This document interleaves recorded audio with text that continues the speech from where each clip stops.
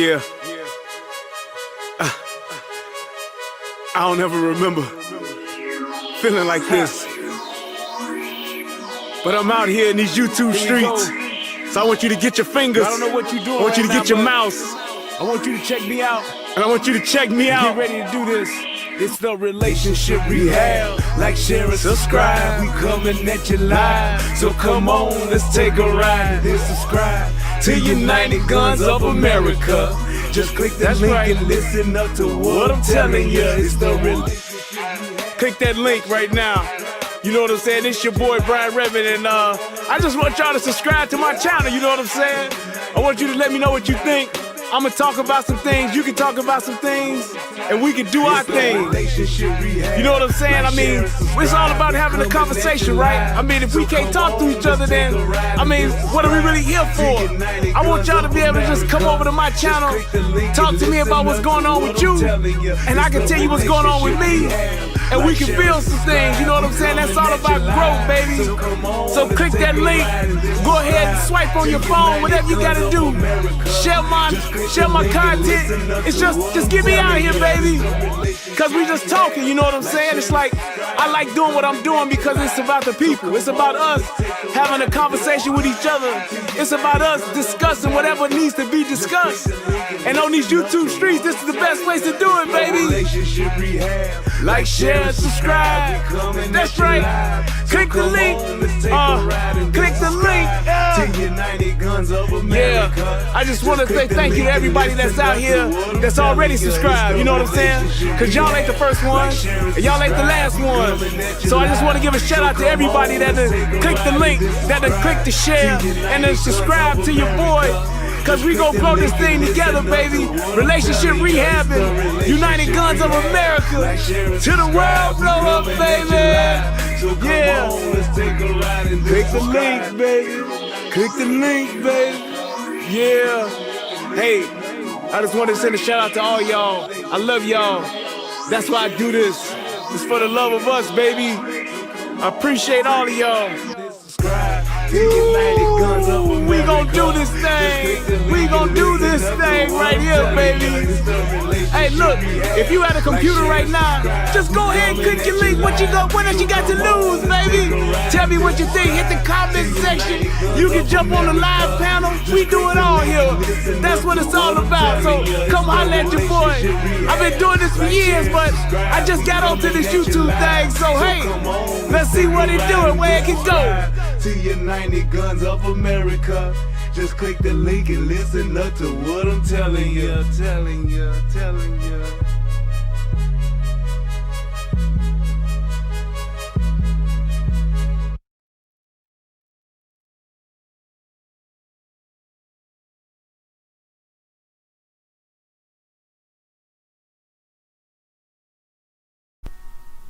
What's going on? It's your boy Brian Redmond, and I clicked the wrong thing.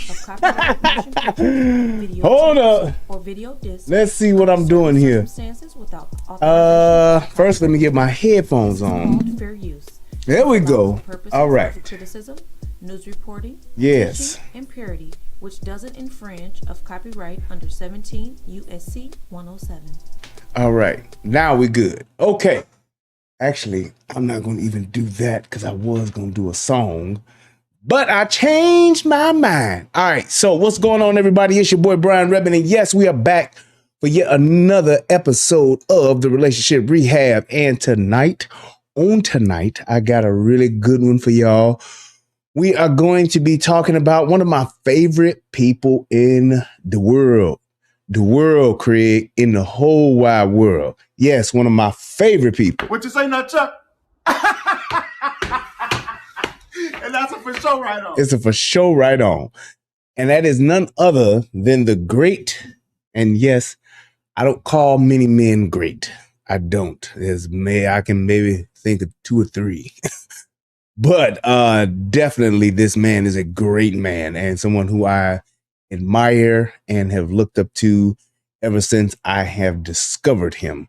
And that is none other than the great Thomas Sowell. Yes. If you don't know who Thomas Sowell is, shame on you. And now is a great time to find out who he is.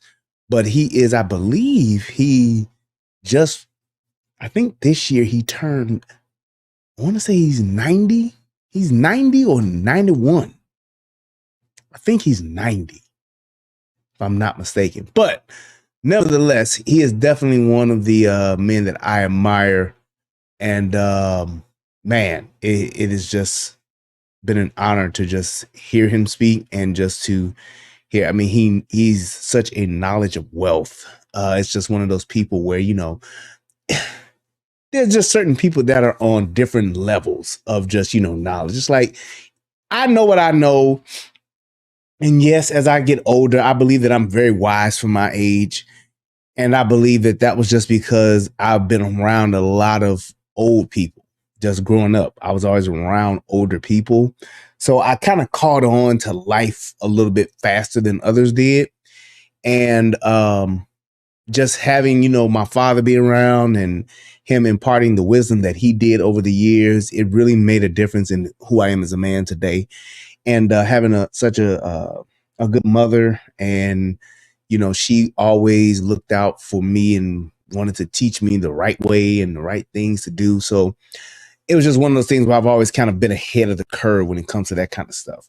But Thomas Sowell is on a whole nother level of thinking, and just his wisdom and how he thinks, and the things that he talks about. It's just on that next level of smartness or genius that I like to be around. That I like to be around people and just listening to the things that they say and how they look at things and look at life and their positions and stuff. It's really, really, really cool to be around people like that. And he's definitely one of my favorite people to be around. And I don't know why I can't get this channel to come up.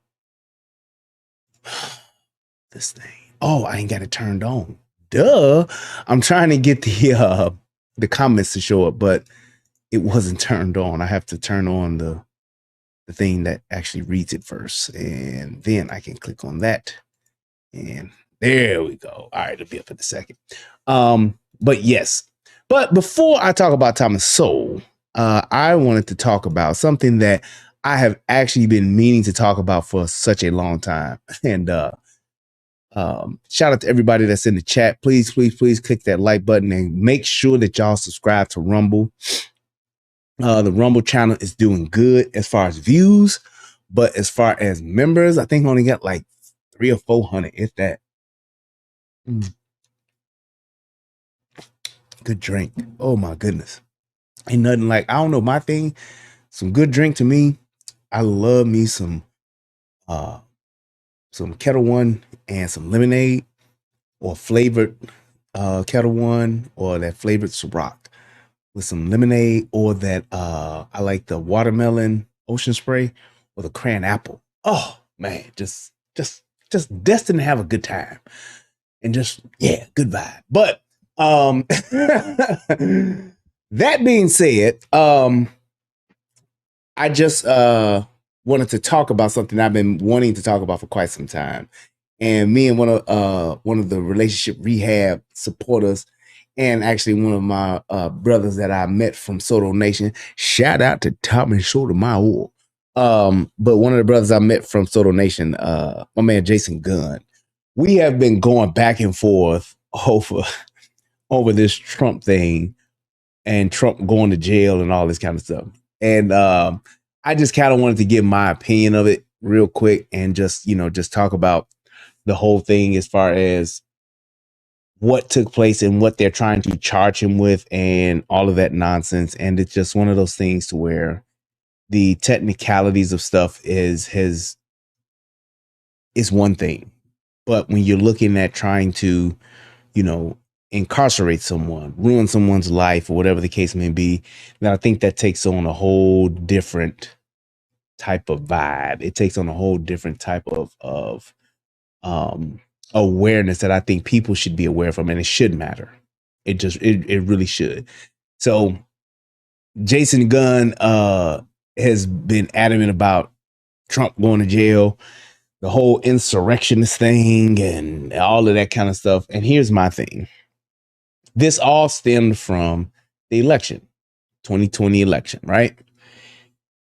And in that 2020 election, the biggest problem with the election was, and people get this mixed up, and I've been one of the main ones to say this correctly, because words do matter, and what you say and how you say it really does matter.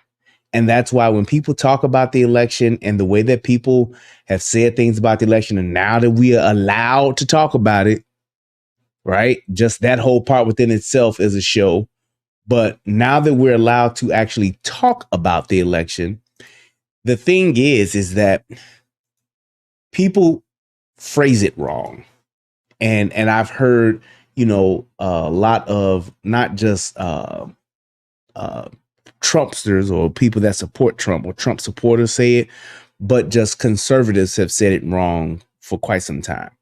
And the way that the question gets posed is, do you think, and usually this is how they bring it, do you think that the election was rigged or the election was stolen? Or that there was election fraud? So here's my thing. I do not believe that the votes were miscounted. I don't believe that. I believe that whatever those numbers are for the most part fairly accurate. So however many votes that they have said since the election that Joe Biden got, I believe that. I believe that. I believe it. Yep, I'm saying it. I believe that Joe Biden got the election votes that he got. There's a chat. I can see it now. I truly do. However, I do not believe that all of the votes that he got were valid votes.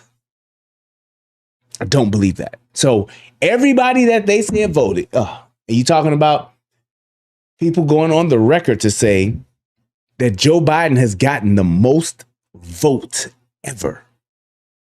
I believe that he got the number, but I do not believe that all of those votes are valid, which means I believe, just like when they elected JFK, I believe that dead people voted, and I believe that people voted multiple times. So when they were counting those ballots, I believe they did. I just believe that they counted ballots multiple times, and I believe that they counted ballots of people who should not have voted. I also believe that the machines used to tally the ballots were not accurate. So therefore, not to say that the results were incorrect. I believe the results are what they wanted them to be.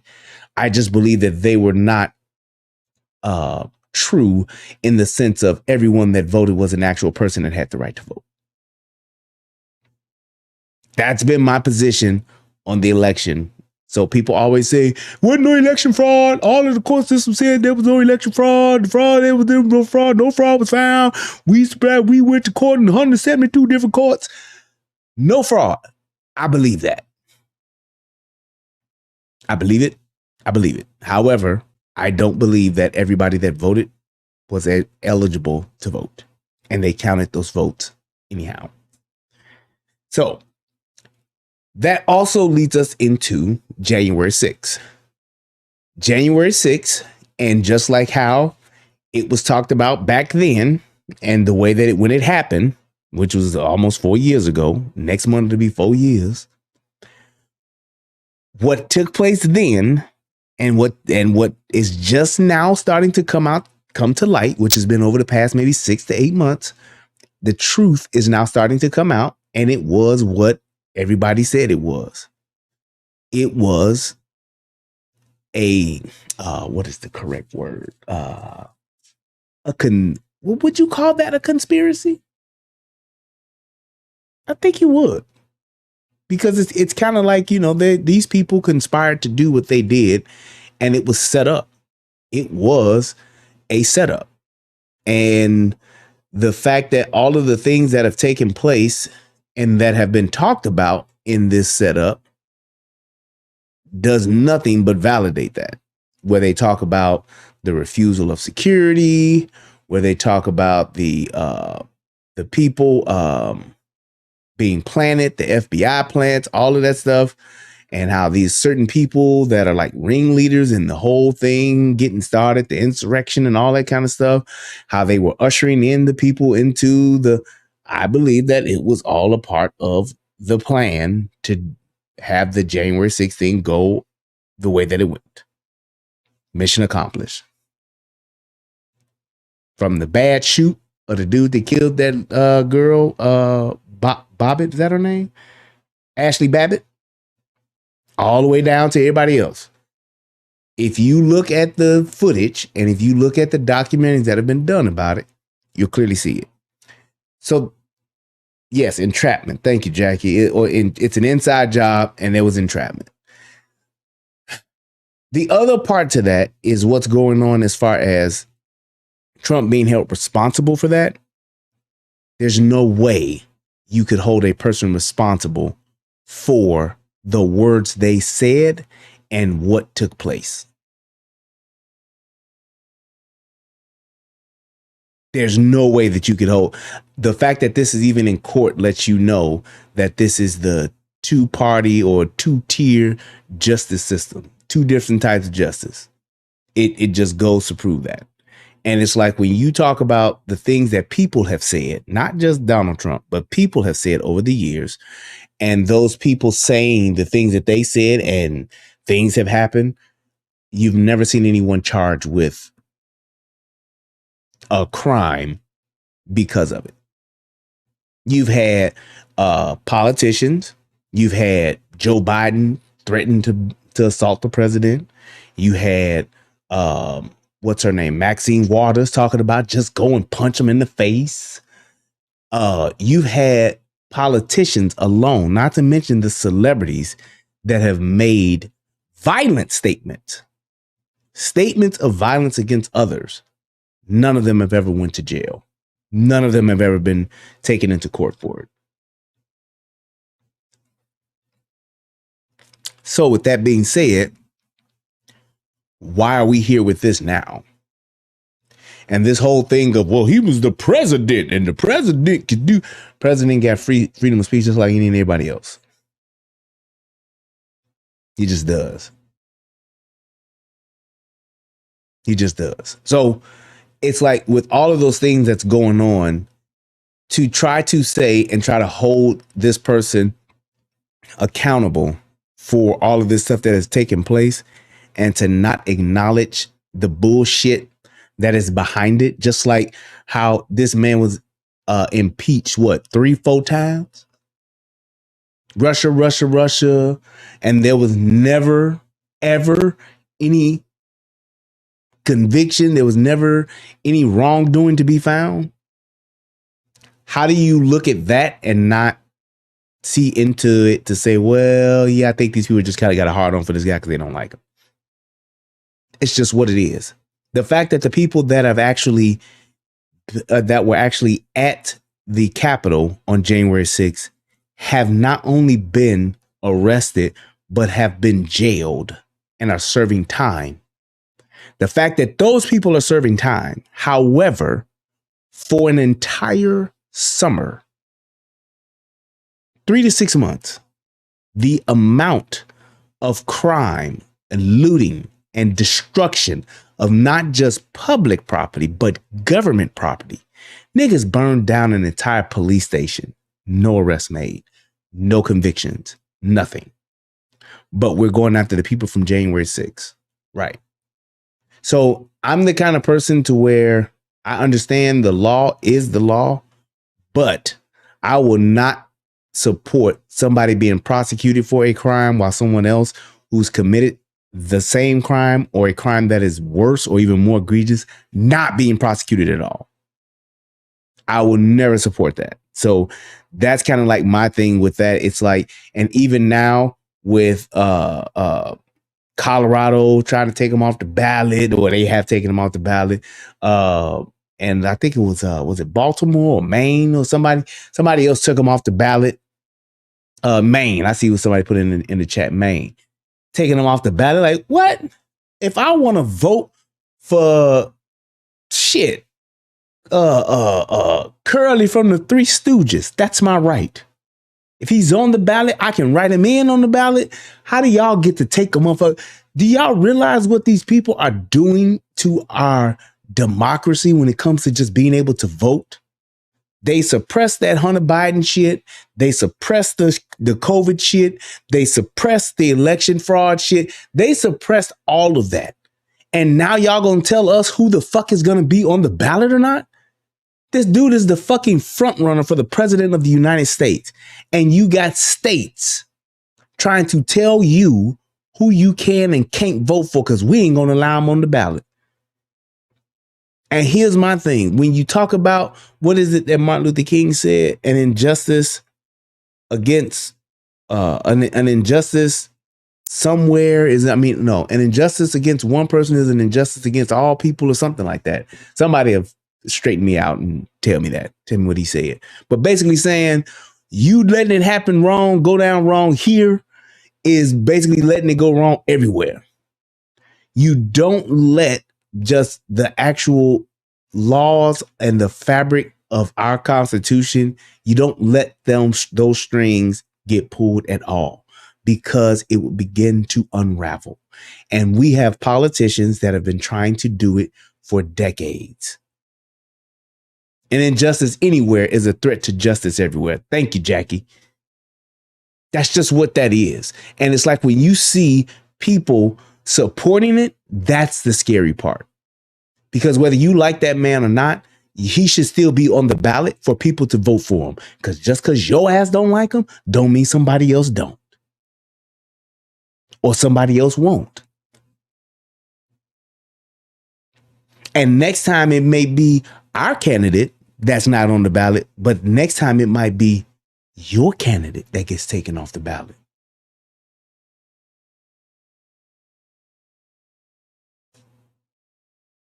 That's all I'm saying. UFO Kamikaze, I just realized what you put in the chat, bro. And that is very true. He says, UFO Kamikaze says, I think Jeff Goldblum mimicked Thomas Sowell for his character in Jurassic Park. The speaking patterns and mannerisms are too similar. Bro, it is. It is. That's really something to think about, dudes. Why I love y'all motherfuckers, man. Y'all always be saying some thought-provoking shit. But, yeah.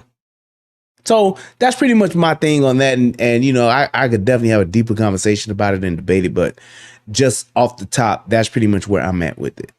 It's just one of those things to where it's like, you have to have a moral compass enough to say, I may not like this, or I may not like that person, but hey, they should be able to. It's just like how my opinion is on gay marriage.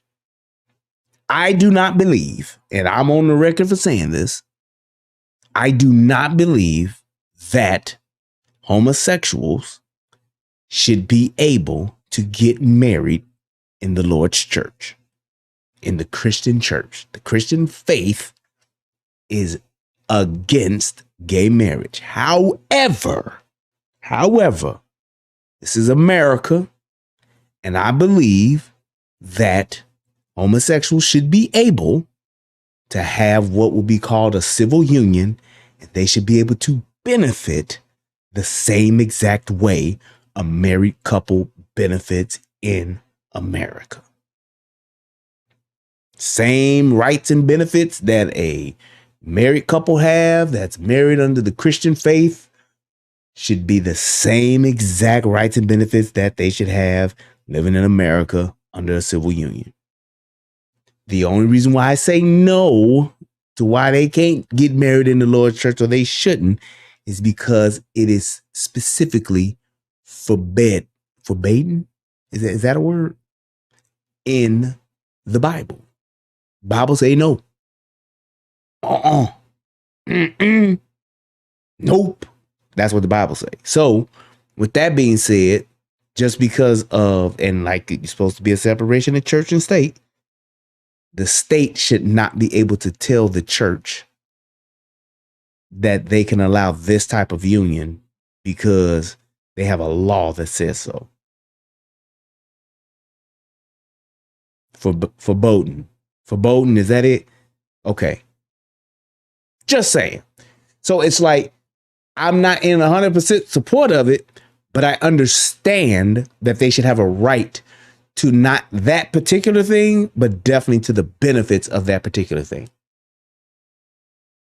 And that's just kind of like, that's what you call compromise. It's not going against anyone's religion, but it's definitely being fair to where they can benefit just like any other couple that gets married in the Christian faith. They get to benefit from it too.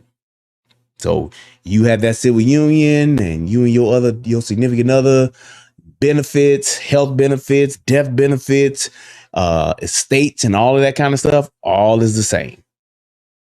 But yeah. Anyway, a shout out to you, Brielle. I see you said, bro, I was just thinking about you the other day. Just want to wish you well. Let you know I'm doing good trucking. That's good, man. Congratulations, bro. Proud of you, man. You've been doing that for a few years now. Glad to see you stuck with it. And you're getting your money, man. Taking care of your family. Good stuff. All right. So let's go ahead and let's get into the show. I'm going to play this video. And the reason why when I saw this video, it came across my feed. And I saw this video and it really struck a nerve. And it struck a nerve to the point to where I realized like how big of an impact that this is on us. And I kind of want to get you guys' opinion of it too, but I just wanted to be able to elaborate on some of the points that he's made and just to validate a lot of the stuff that he's made, because it's like, this is one of those things to where we talk about us and we talk about the people and we talk about rising up and making a difference and Black community and all of those kinds of things. But it's things like this that we have to be cognizant of and have to acknowledge before we can actually begin to make change. And that's one of the main reasons why I did this video. He said the state is the only one that gives benefits to marriage. The churches need the village to add benefits. I got you, Paul. Thomas Sowell is an amazing man. Yes, sir, he is. Let's go. The culture in which they grew up was not the culture in which Black kids grew up in America today. So they had... There's no gangster rap that was pervasively available in Germany. Hold on, we're going to read this, niggas. It's not being Black. It's a way of life. Unfortunately, the way of life is being celebrated not only in rap music, but amongst the intelligentsia is a way of life that leads to a lot of very big problems for most people. And let me say this. There are some people who can overcome unsurmountable odds. There are some people, and I'm just saying, like, everybody in your family could be smoking crack, and you can have that one relative, you can have that one sibling, you can have that one whoever that don't do it and go the other way. You can have it to where you have a family of gangbangers. I mean, just gang banging. Smoking that smoke, gang banging. Smokey Robinson's worst song ever is that gang banging, doing that dope. That is the worst song ever. And shame on his people that let him not only, it's okay to record it, but shame on his people who actually let him release that song. But be that as it may, the other part to that is you can have a family that's just notorious for gang banging. It's just what they do. They're born in it, molded by it. By the time they became a man, gangbanging was to them was nothing more than blinding. But there's that one that won't go the gangbanging route. And I bring that up and I say that to say this. In general, we are all products of our environment. Just saying. The greater majority, and I said greater majority of people will do what they're exposed to. What you around and what you grow up in more than likely is what you're going to do and what you're going to be because you've been around it. Products of your environment. The influence of your environment and your family and your friends, it does matter. So you can talk about those handful of people that, like I said, beat the odds, but the majority of our people and the majority of people, they pretty much will follow suit based on what they're exposed to. Just saying. I mean, the average of black kid today, I think, is probably better off, certainly materially, than say Ben Carson was when he was growing up. Ben Carson, the famous Black surgeon at Johns Hopkins. Right. Who is immensely accomplished in every way. Yes. Right. I would say that.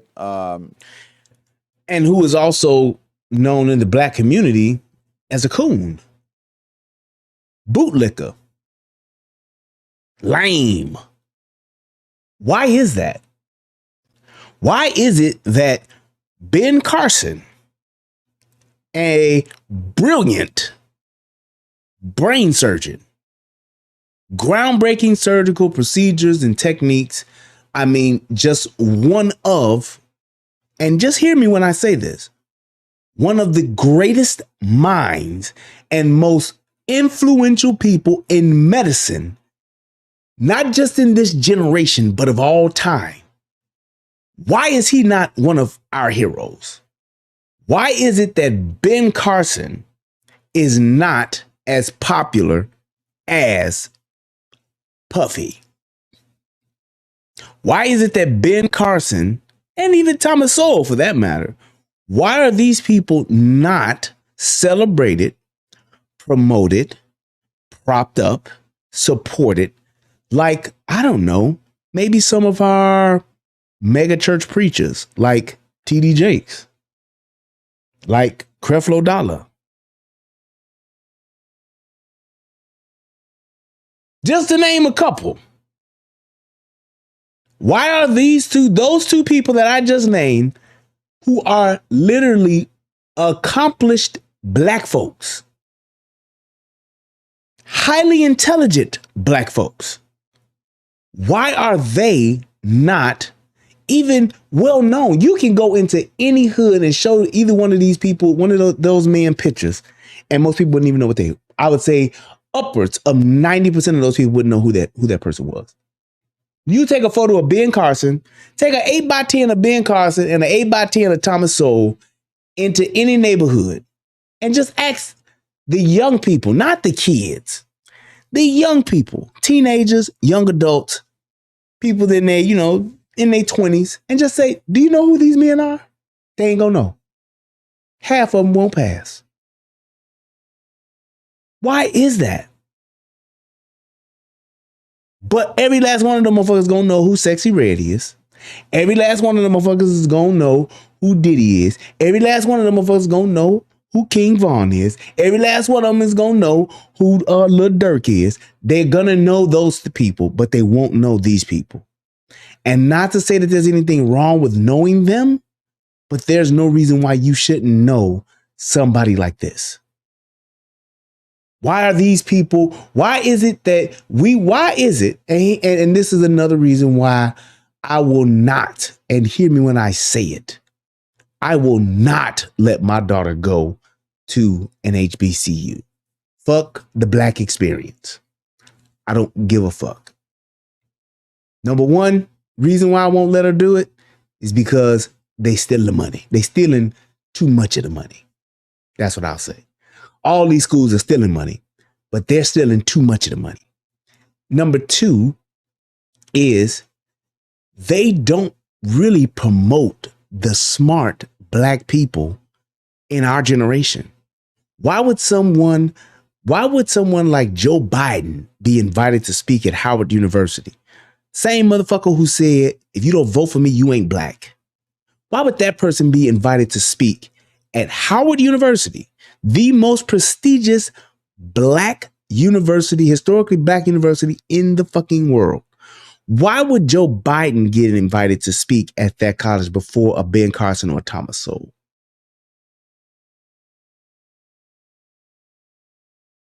What up, Thick Cut?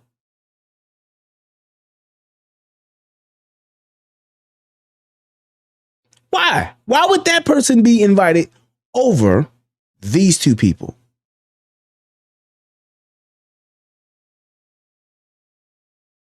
Those are the things that when we talk about, like, what's wrong with us, it's things like that. Certainly the black kids who are growing up today have a higher material standard of living than I had. The difference was that the schools were good when I came along. They were especially good in New York at that time, hard as that is to believe. But the kids who grew up in that same place where I lived, they will not get that same education. And you know why those schools were good then? Does anybody know why those schools were good back then?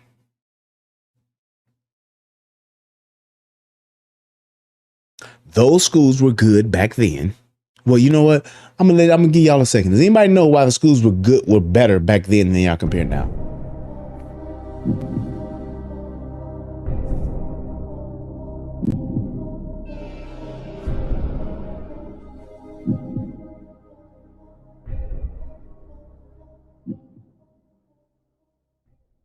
The reason why those schools were better back then than now, it's because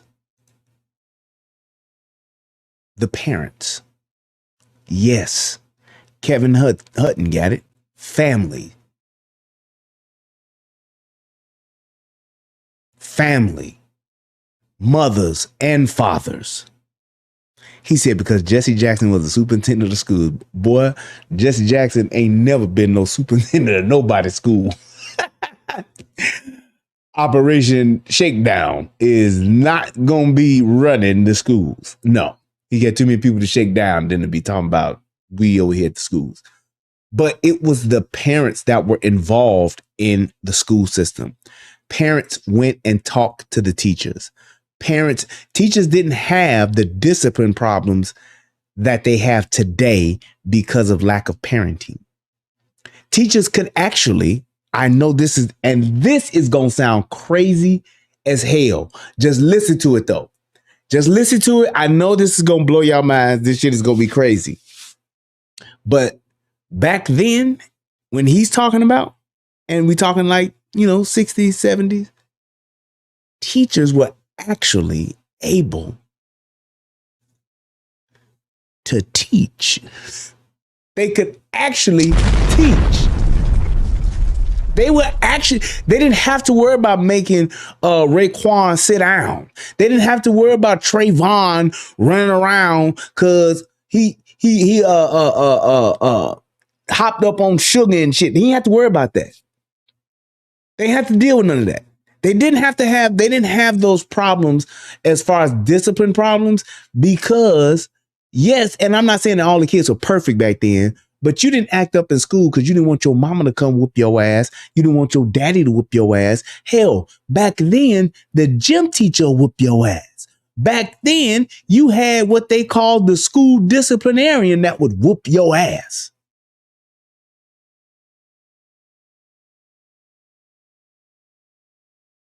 Just saying. Wow, Left Third said Thomas Sowell's first teaching job was at an HBCU. He left after one semester because they said his standards were too high. Ain't that about a bitch? Ain't that about a bitch? Boy, ain't no way, boy. Boy, ain't no way, boy. Boy, ain't no way, boy. They said his standards were too high. Man, come on here now. Come on here now. Yes, Thick Cut. I got my ass whooped. I got my ass whooped by my gym teacher, Mr. Stanton. Whooped my ass. Got me all together. Quick. Now that can be blamed on somebody, but it has very little to do with what happened 100 or 200 years ago. And it's true in other countries. I mean, in Nigeria, for example, there's a tribe, the Igbos, who are living in one of the least fertile parts of Nigeria, who were in fact enslaved in centuries past by other tribes and so on. When the British moved in and set up schools, the Igbos went for the schools. By the time Nigeria became independent, the Igbos had climbed above the other groups that had been ahead of them to begin with. So, but there are all kinds of cross currents of factors. The particular culture, or the particular geography, you run through the whole list of them. You cite, in Intellectuals and Race, you cite an observation by the intelligence expert, IQ scientist, James Flynn, that just stopped me cold. After the Second World War, you've got large numbers of American troops remaining in Germany. For that matter, there's still several tens of thousands there today. And both black and white American soldiers had children with German women. And Flynn discovered that those children growing up in Germany showed no IQ differences at all. Wow. Wow. So basically, black folks, and just hear this, because I'm going to bring it home. I'm going to bring this same idea, I'm going to bring it a little closer to home. Black folks that grow up and that are raised outside of the black community thrive the same as those that are in said community, the other community. Let that sit and just marinate for a second. If you can take black people out of the hood, and we're talking about from birth, and put them in an affluent community,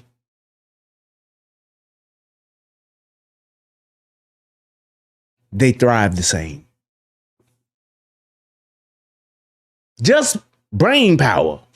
And in some instances, I would even go as far as to say, can excel.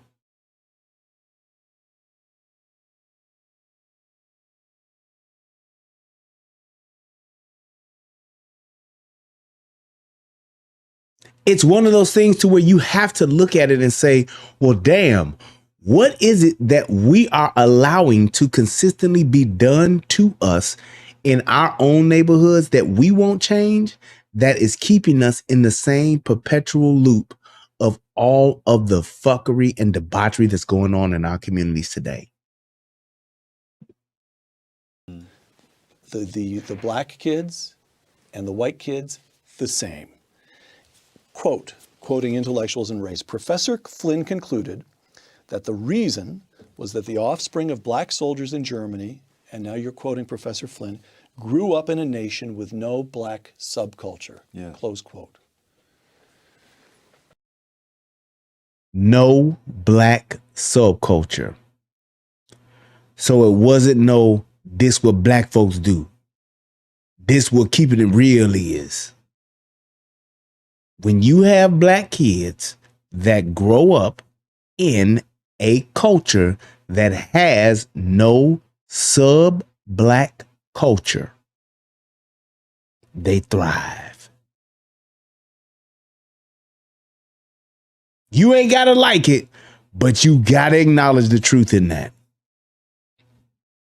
Basically saying, when black people don't grow up around nigger shit, they tend to be better for it.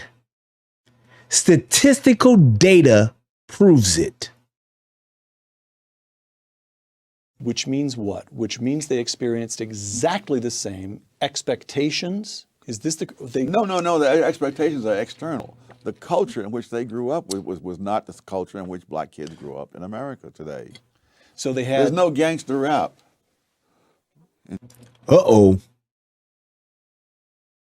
Gangster rap. And here's my thing. Have to acknowledge it. When you talk about gangster rap, when you talk about street rap, you talk about trap music, you talk about drill music, you talk about whatever it is that you want to talk about as far as the music that we listen to today,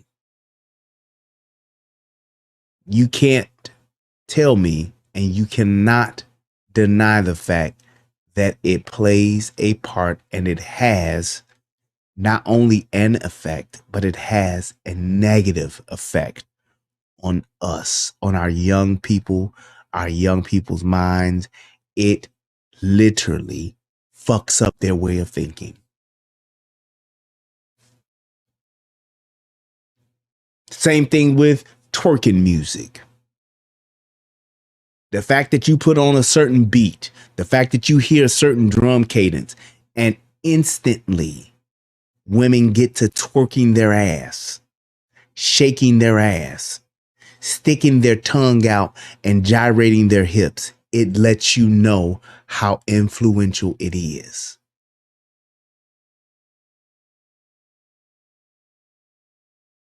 When was the last time you heard somebody say, "Ooh, that's my song," and started dancing ballet? Black folk. When was the last time you heard that? They don't, do they? They stick their tongue out, turn their head to the side, bend their knees, and poke their ass out.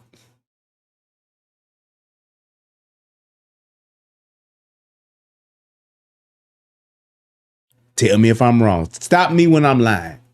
And even so, Aeon said, Tuflux said, old gangster rap is awesome though, damn it. Yes, but here's the difference about gangster rap.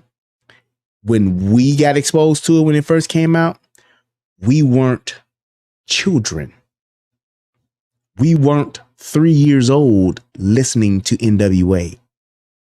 We was 13. So that means there was a foundation already set and already laid. However, those children that were exposed to NWA and gangster rap at 2, 3 years old, it fucked up their mind. Because those kids in the late 80s, you fast forward 10 years and go into the mid to late 90s and look at what it did. And it wasn't even as prevalent as it was then as it is now. There were other options back then. There was true hip hop back then. You weren't just exposed to one type of hip hop music. You were exposed to several. You had your Tribe Called Quest. You had your KRS-Ones. You had your Nas. You had your Diggable Planets. You had your Fugees. You had all of these different types of rappers. You had your Pete Rock and CL Smooth. You had your Gang Stars. So there was a true smorgasbord of different rappers and different rap styles. You had your b-boy music. You had your breaking music. You had those different types. It wasn't just all drill, right? You had your Public Enemies. And I'm talking about, this is before your Outkast and all of the South and all of them had their run. You had so many different types, your digital underground. I mean, you can go on and on. When you talking about the late 80s and the mid to late 90s, the different types of rap that was out, rap music that was out, it wasn't until around 97 or 98 when it just all went straight gangster. If you ain't talking about killing nobody, you ain't getting no deal. If you ain't talking about killing nobody, you ain't talking about fucking a bunch of people, and you ain't talking about gyrating and shaking your ass, you ain't getting no deal. That didn't occur until like around 97 is when that basically started to switch. 96, 97 is when it started to be, no, it's this or nothing. So it's like when you can see there were different options, what that means is you were exposed to different things, not just one. So therefore, you could then choose. You had a choice.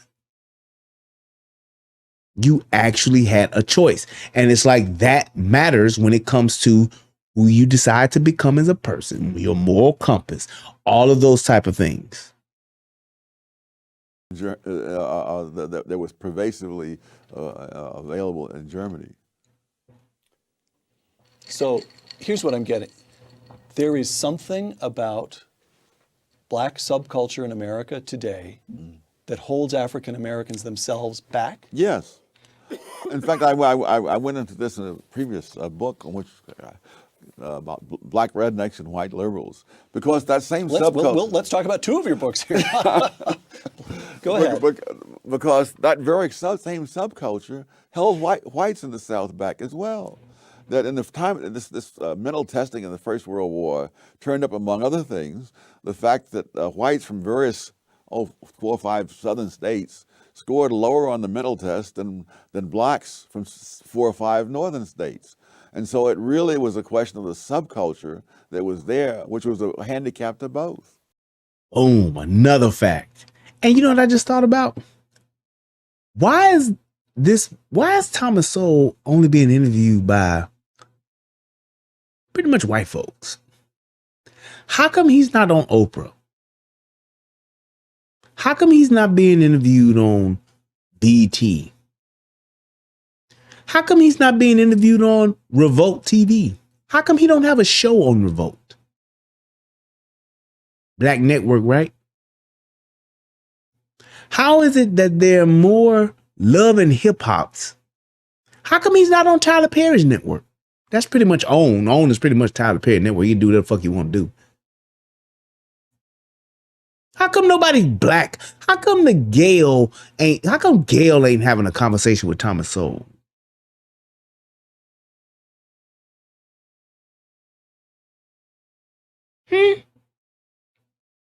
It's the Wall Street Journal.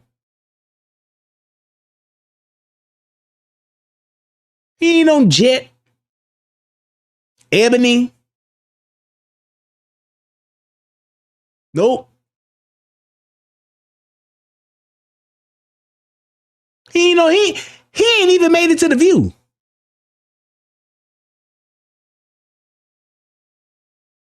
All I'm saying is we have the people that we should be listening to, the minds we should be paying attention to.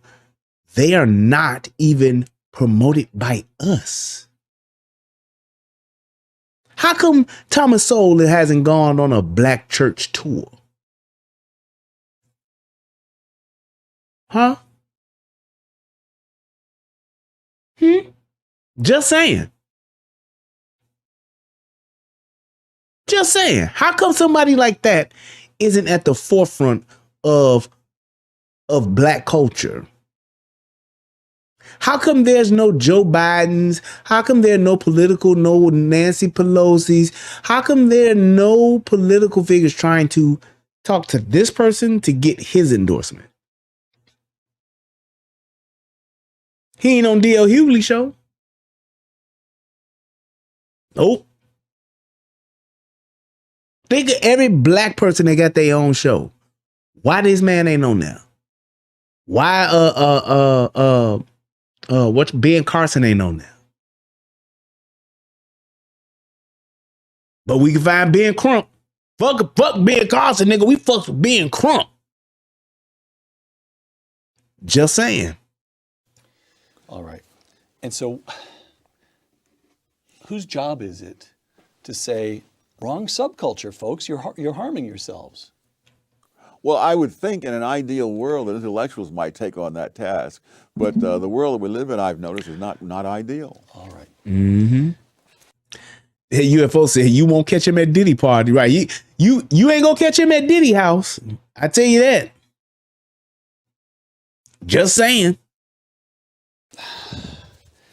What is to be done? Take a look at President Lyndon Johnson speaking at Howard University in 1965. Oh, yes. But freedom is not enough. Wow. Look at that. Where's he at?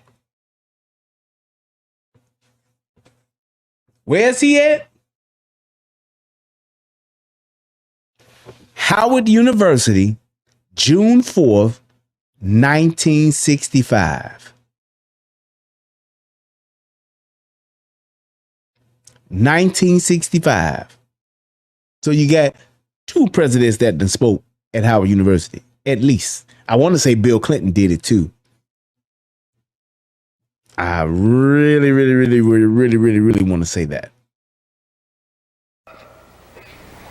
You do not wipe away the scars of centuries by saying now, you are free to go where you want and do as you desire and choose the leaders you please.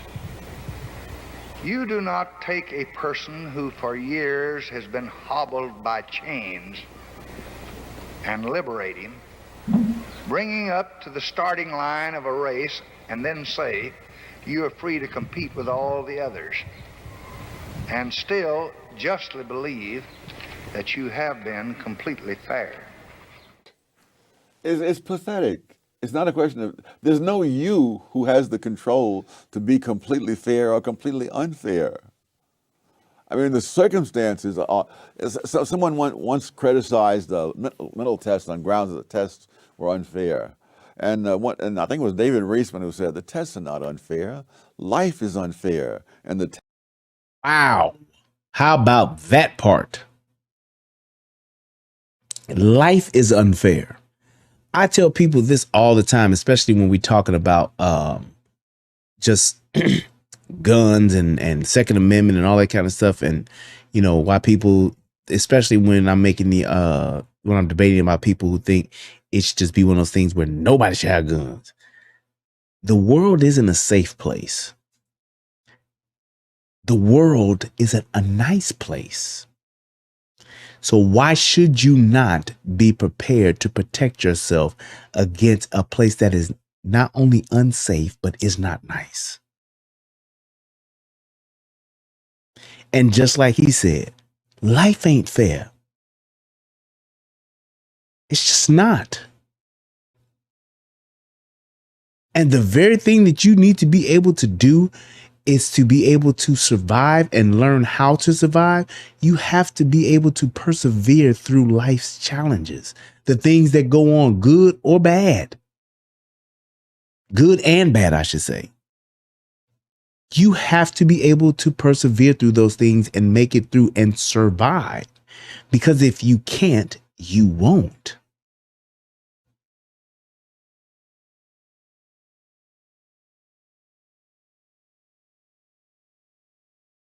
Biden took away the guaranteed money for HBCUs. Oh, they don't want to talk about that.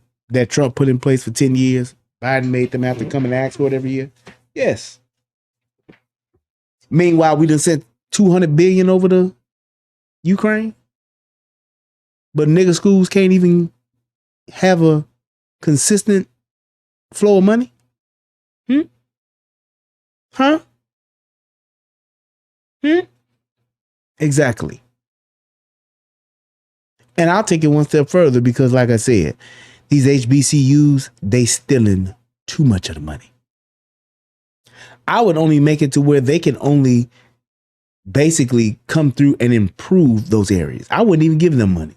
You know how they say sometimes you can't give people, you give certain people large sums of money or a lump sum of money and they'll waste it or they'll hurt themselves spending it. I'll go that far to say that.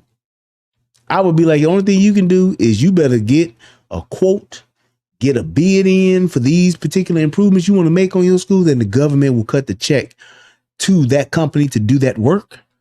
But giving y'all motherfuckers the money to do what's best, I wouldn't trust them. Nope. They steal too much of it. tests are measuring the results. But who has control of life? Who has control of the past? Who has control of the culture that people have in the present, which they've inherited from the past? So Lyndon Johnson, in fact, although good liberal that he was, at least in regard, Lyndon Johnson had a complicated career and changed positions on issues many times. But good liberal though he was at that moment, he was in fact engaging in a breathtaking arrogance Yes. Yep. on two counts. One, Listen to this. white people were the ones who were responsible for where black people stood in the race, that it was up to whites entirely. That blacks, as he described, I'm putting this to you, devastating. the black people are devastating- passive, they're acted upon. That's right. That's right. And then the second act Yep. of arrogance is the supposition that somehow the federal government could fix it. Yes. And that in itself is the mentality of most liberals and Democrats. They have this thing, especially the politicians. They have an elitist attitude that think that they know what's best for everyone, not just black folks, but for everyone.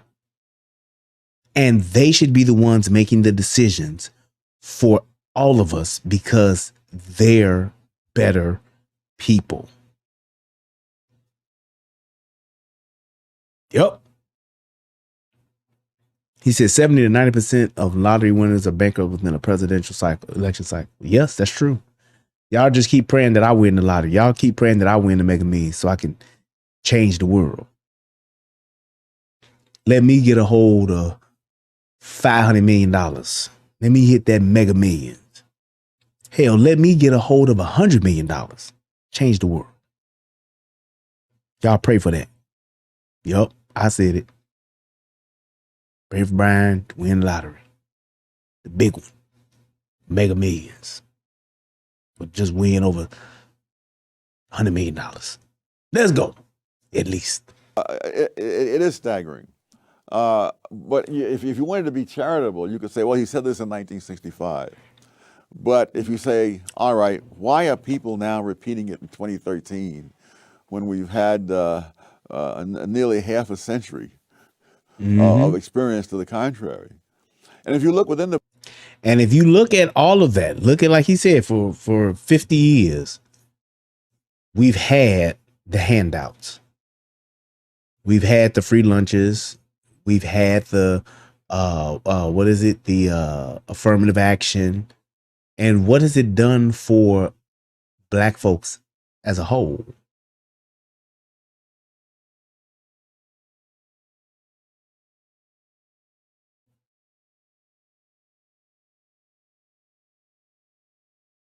Just saying. What has it done for us? How have we just absolutely just benefited from those handouts? And the answer is it hasn't been us that have benefited as a whole. It's been those chosen few that have benefited from it that choose to race hustle and play the game. That's it. Those ones that are consistent and just hell bent on keeping us where we at, talking about the white man this and the white man that and everything is racist and it's the systemic racism and the system that's keeping us back. Those people that perpetuate that propaganda and that keep pushing that propaganda, those are the ones that benefit. Just saying. Black community, those blacks who had escaped what I call the black redneck culture, they've moved on. So, but it's the culture the different parts of the black community had. They were different. Daniel Patrick Moynihan, in his famous 1965 report. And see, these are the things that it's like, I don't understand this part about us. So Blexit said the political right is still attacking black culture and people. He's asking the question. The political right is still attacking black culture and people. Haven't they learned that this isn't the way to win elections? This has been an orchestrated plan since Ronald Reagan. All I'm saying is, okay, I'm going to go ahead and read this other part. Welfare. It's 2023 and the political right is still dwelling on welfare. They don't even know why blacks vote Democrat, and it doesn't even have anything to do with welfare either. They don't know us. Here's what I'm going to say, because I know these niggas. I got my motherfucking PhD in nigga. Black folks don't even know why they still voting Democrat. So you explain that part.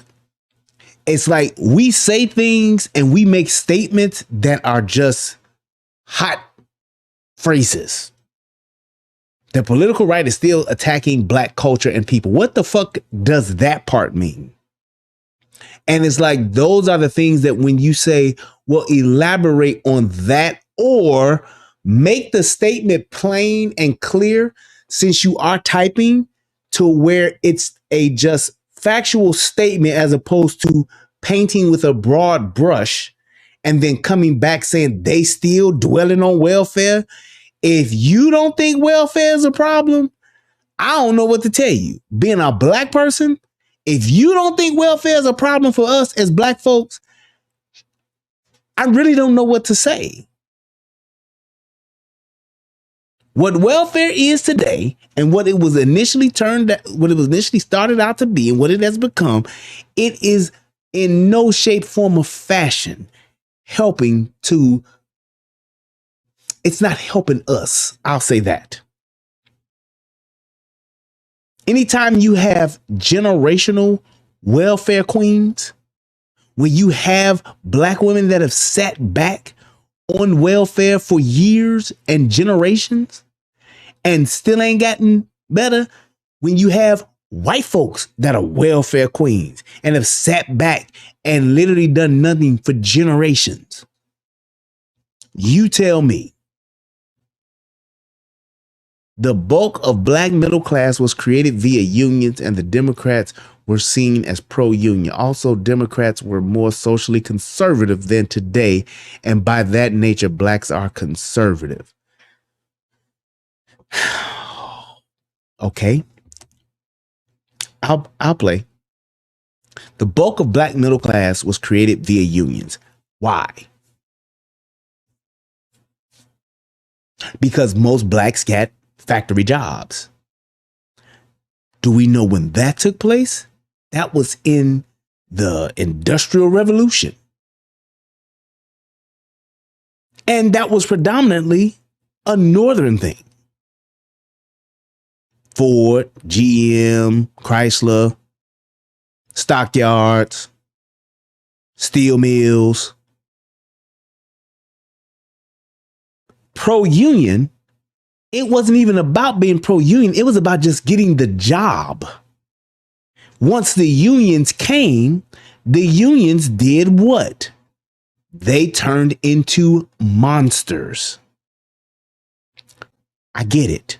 However, what the unions were then and what the unions are today, it is not the same. However, be that as it may, why is it that black folks still have not changed? Because if black folks are so-called conservative by nature, then their very nature would have shown them that what the Democratic plantation has become is not what they align with. You tell me the last time that a union played a part in black folks voting. I'll wait.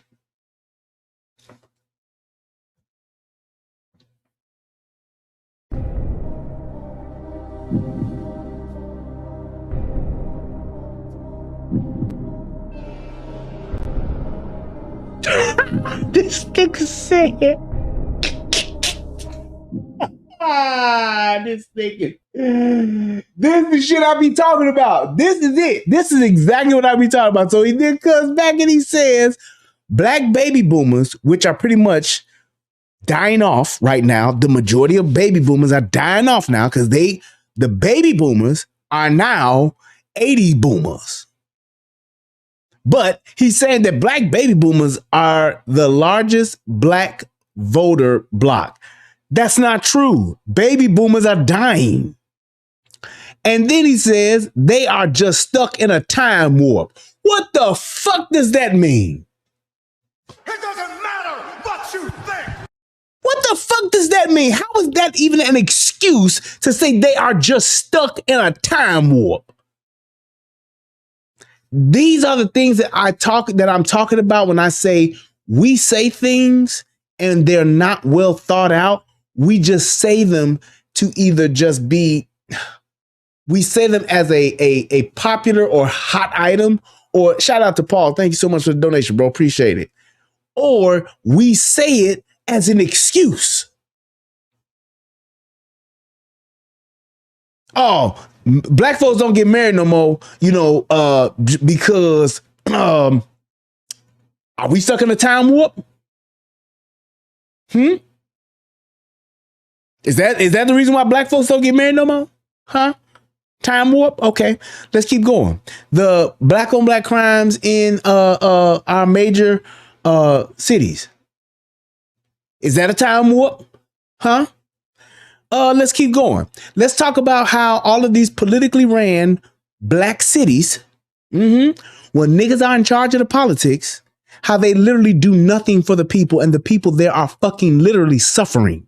Is that because they stuck in a time warp?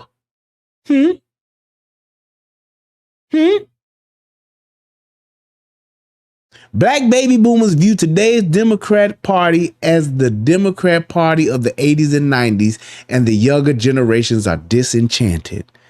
They stuck in a time warp too?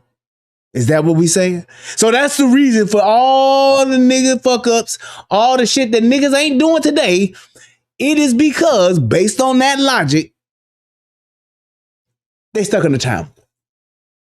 Sexy Red, who has an album out called Pound Town, who talks about her pussy is pink and her booty hole is brown. The reason why she came out with that song is because she's stuck in a time warp. Huh?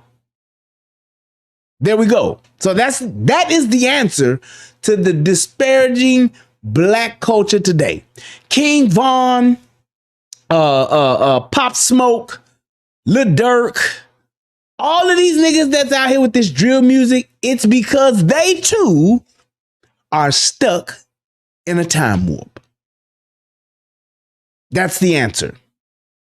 Everything that's going wrong with niggas today, it's a time warp. They're stuck in it. That's the cure-all. Time warp. I know. I mean that I never knew that. I'm just not well versed in time travel. Therefore, I know nothing of time warp, warp cores, warp machines. I don't know anything about that. But we can just chalk all this stupid shit up. All of the things that black folks have not acted upon, all of the things that black folks have not changed for a millennia, we can all chalk it up to them still being trapped in a time warp.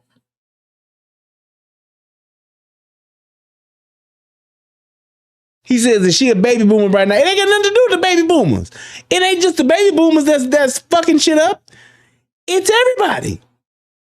What is a baby boomer that is voting Democrat, and I don't know, Cardi B who's telling niggas to vote Democrat?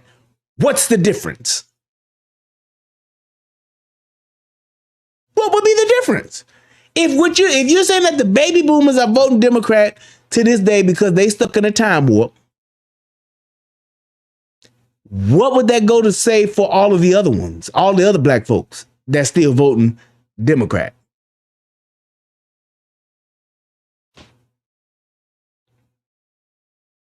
Right. We need Doc Brown to come fix these fucking DeLoreans so these niggas can get back to the future. Gotta get back in time. We find too many excuses for the fuck shit that we don't do.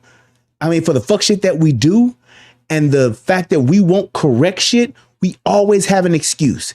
It's everything else, everyone else, or it's something else's fault besides our own as to why we are fucked up. And that's just one of and the only reason why I'm pointing that out is because that's what that is.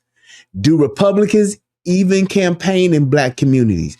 Do they make seen heard, and known. Do Democrats? When's the last time you seen a demo? When's the last motherfucker Joe Biden stayed in a basement for fucking 2 years and he won? Fuck you talking about? See what I mean? Just saying shit. Have you ever seen Joe Biden in the hood? In his fucking 50 years in fucking politics. Have you ever seen Joe Biden in the hood? Have you ever seen Nancy Pelosi in the hood? Have you ever seen any non-black politician that is a Democrat in the hood? What up, Tony? No, you haven't.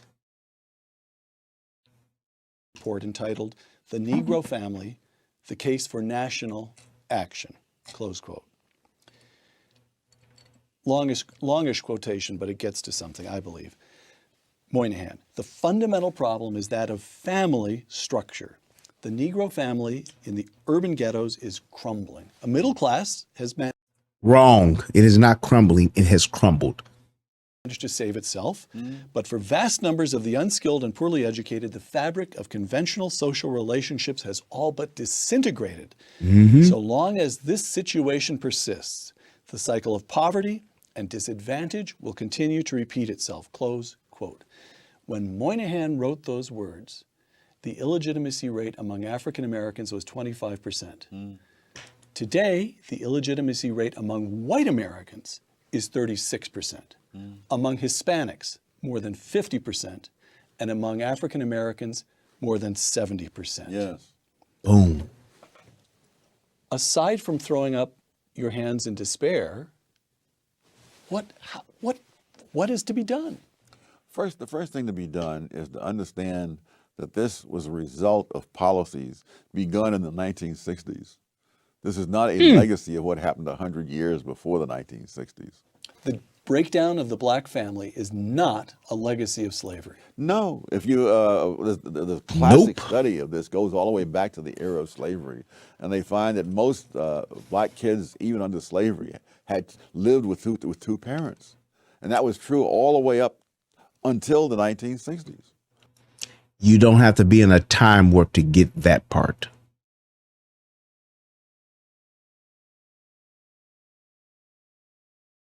You don't have to be in a time warp to understand that. And that goes back to, if it ain't no mothers and fathers in the neighborhood, in the community or the communita, then who is? Single black mothers. They're raising these children. And we can clearly see how well they've done that with being on their own and being on welfare. That's why we should still be on that. That's why we should still be talking about that. They go hand in hand. And so if you give an unqualified person a bunch of fucking money to fucking do what? Raise a generation? Yeah, well, we see what that's done. really want to find out what has happened, what's changed, it has changed since the 1960s. And the fact that whites now have a higher rate of illegitimacy than blacks had when Moynihan wrote suggests that this is something that spreads out. But if you look at something else, if you look at those blacks, and look at black husband-wife families, the poverty rate among such families has been in single digits every year since 1994.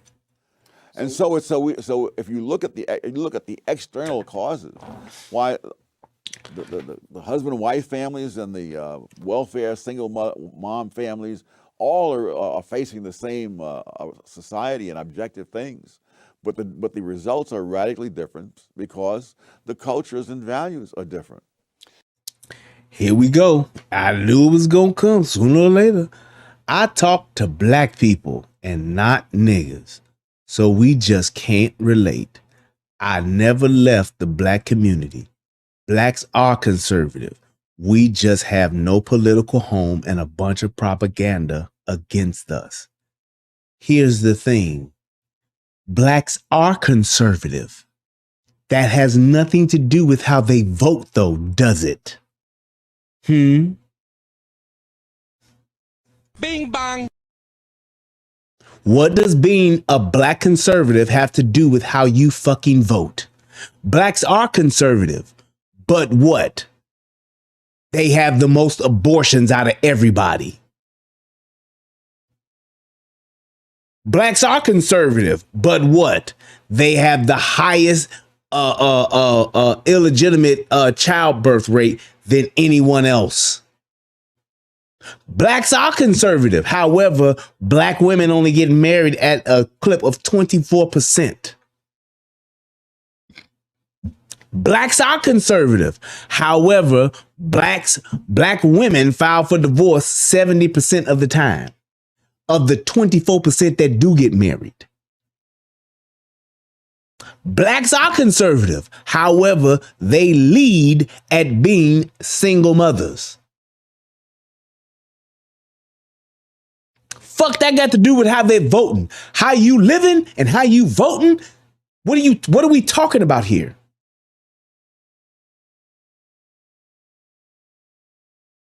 There is no credit. That I loathe when people say this. Republicans need to get it together and give us credit. Credit is not given, it is earned. Just like trust. Credit is like trust. It is earned. I don't just trust a motherfucker I don't know.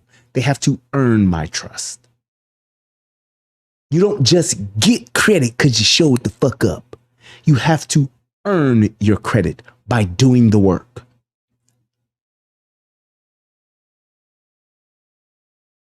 Give us credit for being the only ones in America leading the anti-illegal movement. I don't even know what that is, bro. What is the anti-illegal movement? We built America. We already earned it. We built it because a white man cracked a whip and told us to.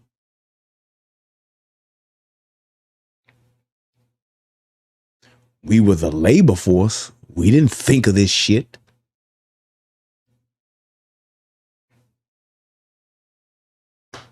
What does that still mean, though? And this is where we are. This is the time loop that we're stuck in. We can't get out of this cycle.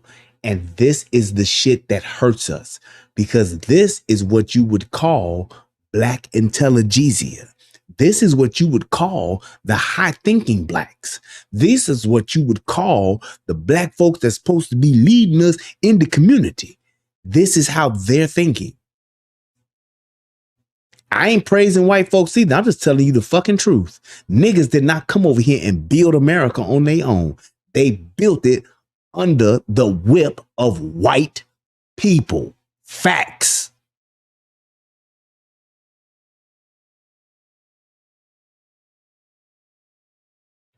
I don't have that problem or level of self-hate. I don't know what the fuck that has to do. Where's the self-hate? And acknowledging the fucking truth? Did niggas freely come over here and build America? No. Fuck is you talking about? They were bought and they were bred here. Well, I don't get it. That's the harsh reality. It ain't about praising white folks. You brought that shit up. Giving us credit. You're the same person who says he don't praise white people is the same person who just said, I want white people to give us credit for leading the anti-illegal movement, which we still don't know what the fuck that is. Can I Google that? I'll be willing to Google that. The matter of fact, let me try. Let me try to educate myself. Let me do that. Anti-illegal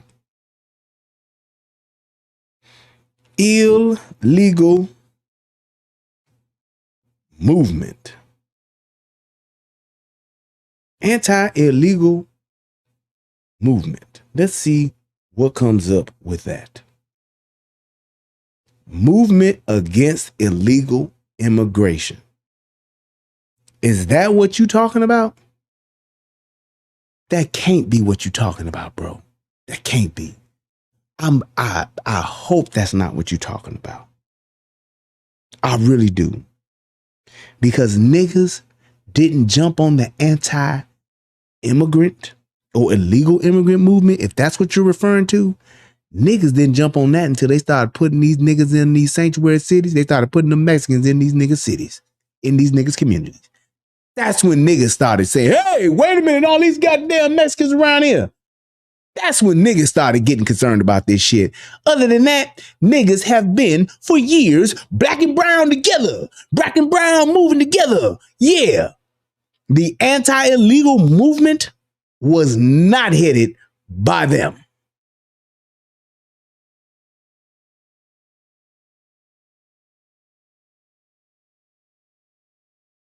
Just saying. Akuzuma said we need these illegal black people don't want to work. Yeah, well, neither do you, Akuzuma.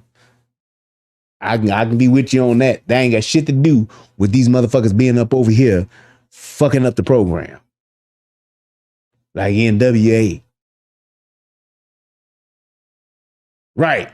Black folks started using that black and brown together shit. Fuck out of here. Shit makes no fucking sense. He says, I'm working right now. It ain't about working. It's about these, because these motherfuckers over here ain't working. You go look at them and here's the facts, nigga. Let's deal with just that. You go take your ass to Chicago and look at that sanctuary city. You gonna see a bunch of Mexicans laying up in police stations, a bunch of Mexicans laying up in newly opened schools, a bunch of Mexicans laying up in warehouses. They ain't doing shit. A bunch of Mexicans on the streets begging for money. That's what they doing now. They ain't working. And that's facts. Ride your ass through a sanctuary city, and that's what you gonna see. A bunch of fucking tents and motherfucking Mexicans laying the fuck up, talking about, give me.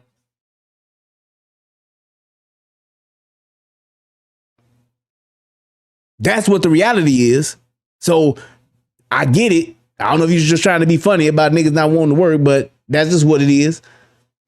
I'm just saying, with what we're talking about here in the discussion of just saying what white folks got to do with black folks doing for black folks, I don't get that. Because black folks ain't even doing what black folks could be doing for black folks.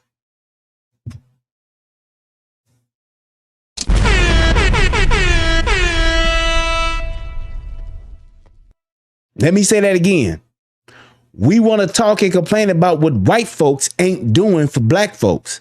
However, we got black folks that ain't doing shit for black folks. What black folks could be doing for black folks ain't even doing for black folks. Why the fuck are we still concerning ourselves with what white folks gonna do for black folks when we ain't even concerned ourselves with what black folks gonna do for black folks?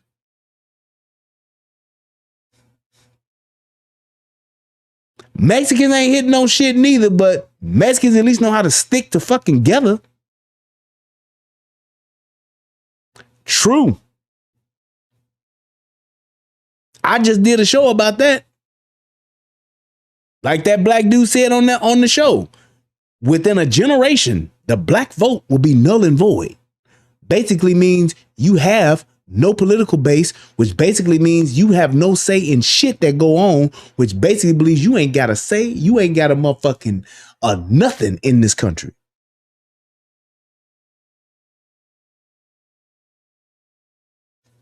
Just saying.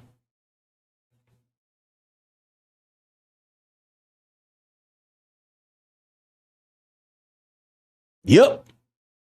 Like he said, 20 Mexicans in one house and they all figuring it out. You put two black folks in a house, one of them will be dead in a year.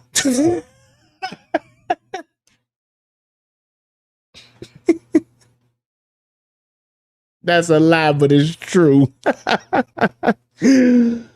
Just saying. So you would you would roll back welfare. I guess that's the principal policy. Okay, so what would Tom Sowell do? One, you'd eliminate welfare, you'd reform welfare. What would you do? Roll it back. All right. And what about affirmative action? Eliminate it. Just gone. Yeah. Colorblind Yeah. policy completely. All right.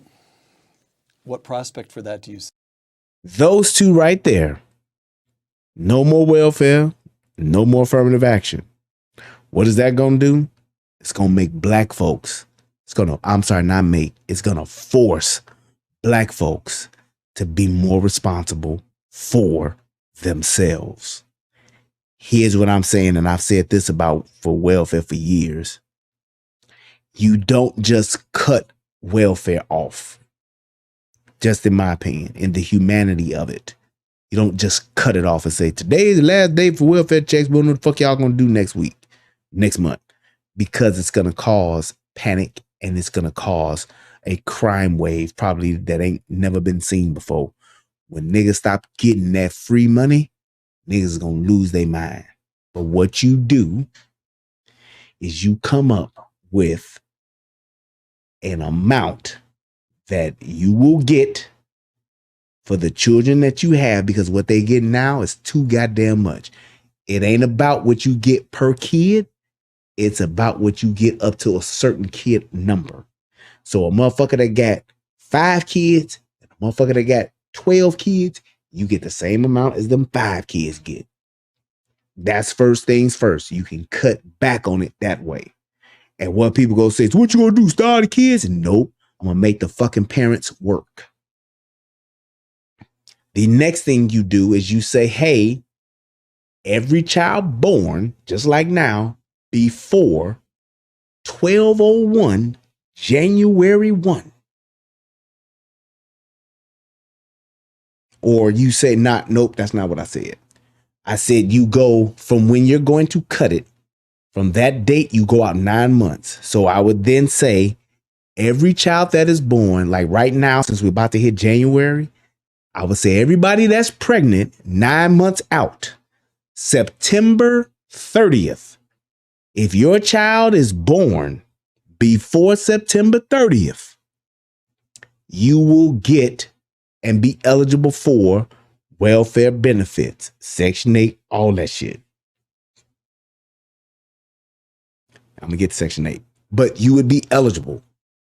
Anybody that's fucking in January and in February, you get pregnant, please know that you will get a 1 and 5 fucking deal. And what that is this. You will not get money. You will only get food. And not the food you want. You will get rations.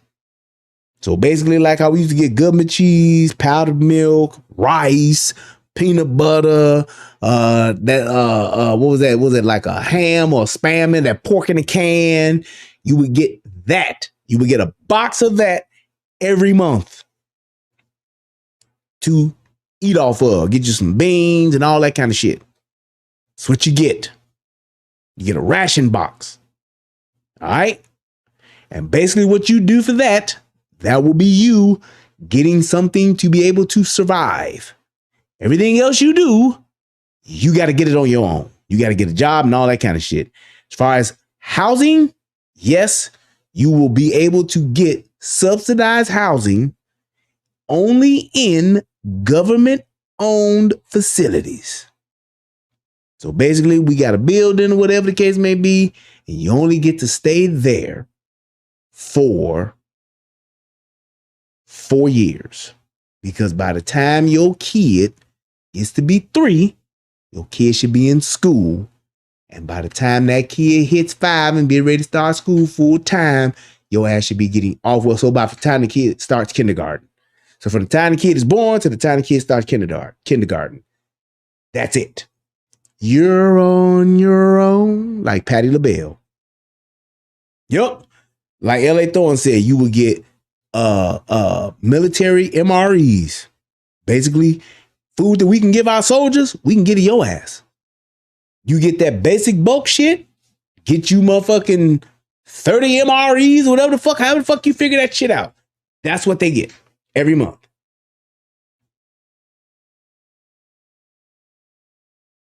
Yep. I wouldn't bring back the projects, but I would bring back the housing projects. I would bring back smaller developments because you put too many niggas on top of niggas, it's too problematic. That was the problem with the projects, was that the developments were too big and there's too many niggas on top of each other.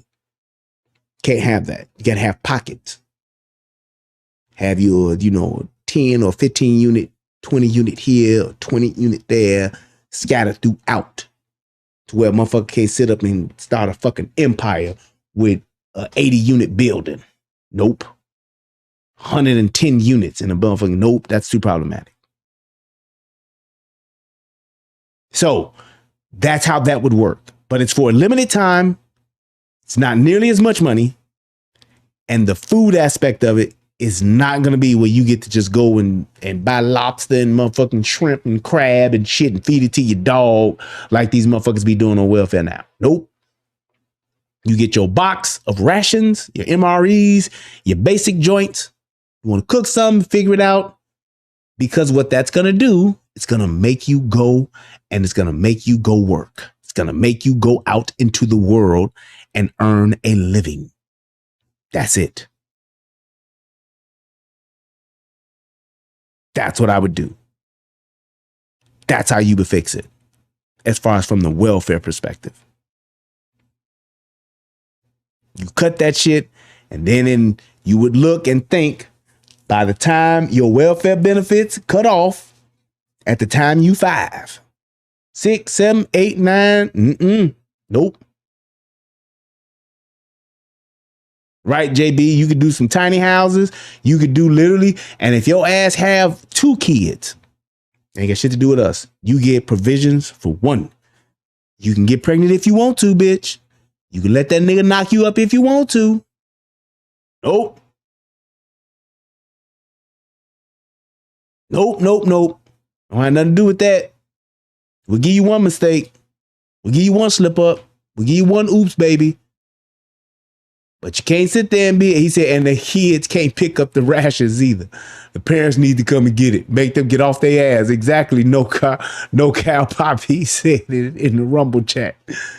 But I'm just saying, that's how you would do it. You have to put that responsibility back on the parent or parents.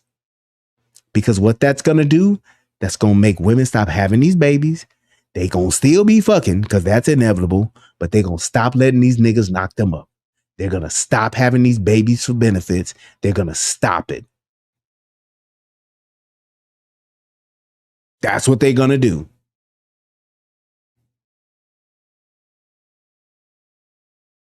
And then I would want to reform fucking child support too, but that's a whole nother, also a different color, whole nother conversation. But yes, that's what I would do. That's what I would do.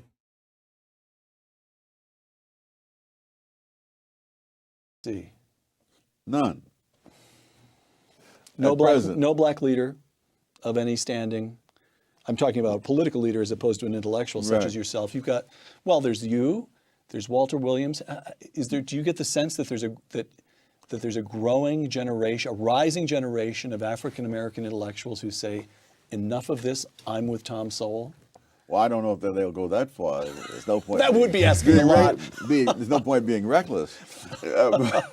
But I think there are people like Shelby Steele and many others, Larry Elder. You can run through a long list, and there are more such people now than there were, say, in the 1970s. But in terms of political leaders, all the incentives politically are for black leaders to blame all problems in the black community on the larger society, and that enables them to take on the role of being the defender of the black community against enemies. Hey, the immigrant said that's insane to humanity and child abuse. Here's my question. What are they doing in other countries? What are they doing in Zimbabwe, Nigeria?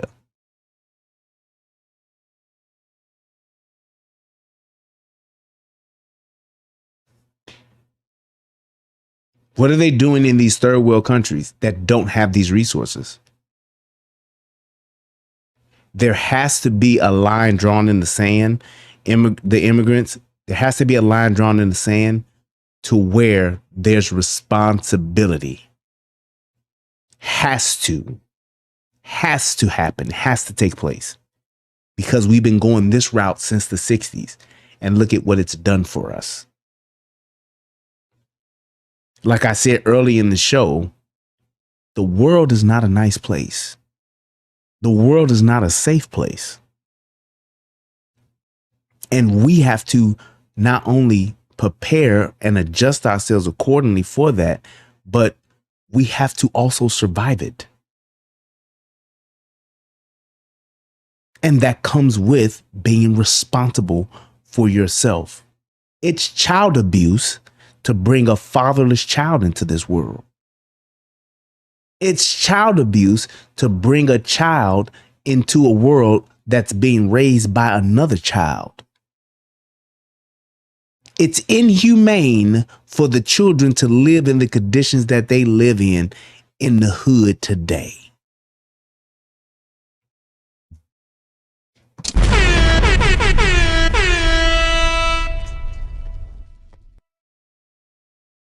You can't say amen, say ouch. To let a child grow up in Inglewood, the Wild Hundreds, today, it is child abuse. But you wouldn't know that. Or did you grow up in that same community? Just saying. If you can say that you grew up in one of these neighborhoods, in the hood, the real hood, and you think this shit that these kids are going through now ain't child abuse, I don't know what is child abuse then. I've been in the school system where kids come to school hungry, where the last meal they had was the last one they had at school at 1 o'clock that day before.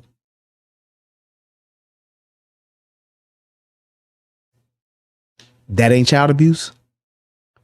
Where your mama sell off all of your food stamps for cash so she can get high? So ain't no food in the house? So the only time you eat is when you go to school because of free lunch? And if you don't go to school, you don't eat, which is why dumb kids even come to school?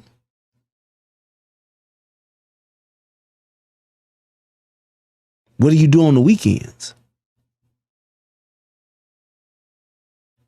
I can't tell you how many times I've seen little kids, I'm talking elementary school kids, put food in their book bags at lunch. I've helped them. Fuck the rules.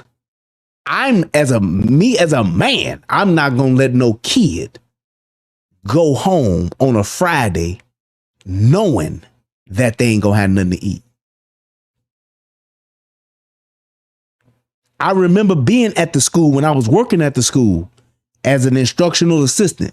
I remember the fucking lunchroom cooking extra food on the weekend, on that Friday, or on those days where they know we're about to have a 3-day weekend, because we know we got to take the food and put it in clear garbage bags to put it by the garbage can, because you can't give it to them right there in the lunchroom or inside the school.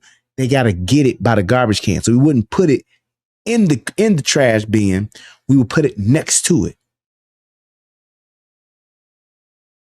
We would put it next to it because that way they could just get the food and wouldn't have to dig through the garbage, and they can get it fast so that the other kids won't make fun of them.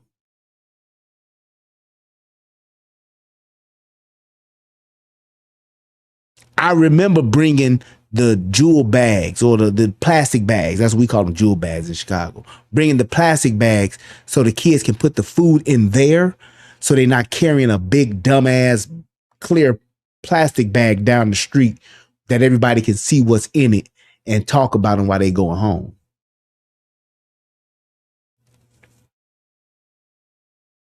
Because them kids gonna eat. or seeing the parent come up there, seeing the mama come up there, seeing the daddy having to come up there.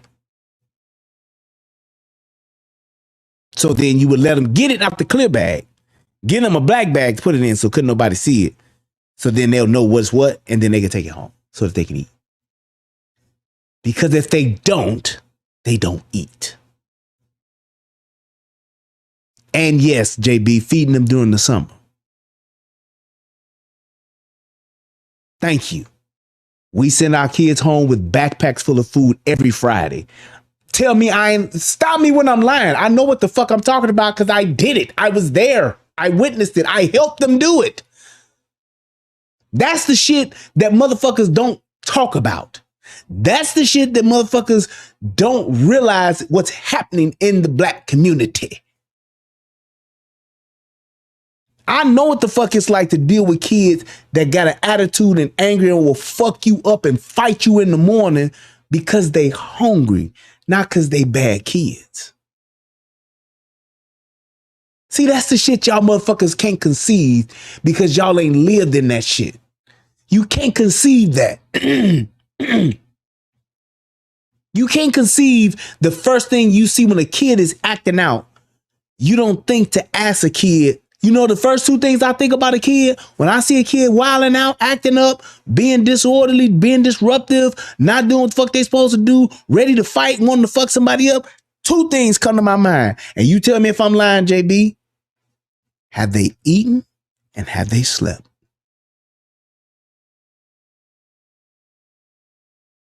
Have they eaten and have they slept?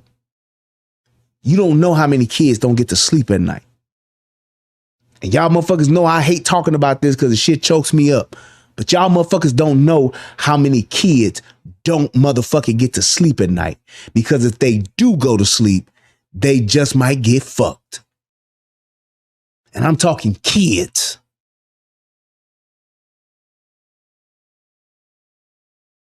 Kids that can't fucking go to sleep at night because there's dope fiends running in and out of their house all night. Because they mama house is the get high spot. Not the dope spot, the get high spot. Who the fuck gonna look out for me and my motherfucking brothers and sisters if my mama in a motherfucking heroin nod? What the fuck does a 10-year-old do when he got 4 other brothers and sisters that have to go to sleep because they kids? He 10. The other little kids is 4, 5, 3, 2. He can't go to sleep because if he do, somebody might not fuck him or touch him, or they might, but they might touch his sister too. And he know it. We ain't gonna even talk about the gunshots you hear at night and how traumatizing that shit is until you get desensitized by it. So y'all motherfuckers want to talk about child abuse? Motherfucker, that's child abuse. Fuck what you talking about.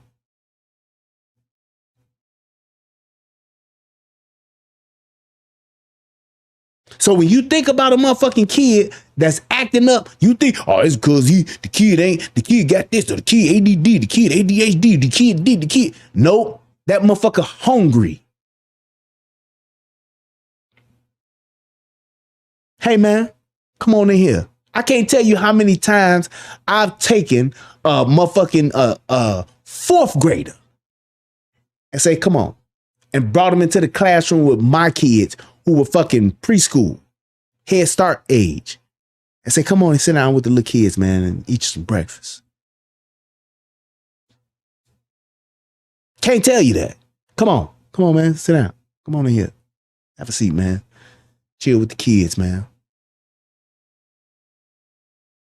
Sit right there. No problem. No motherfucking issue, no wilding out, no hitting no kids, no cooling out. Why? Because the motherfucker's hungry.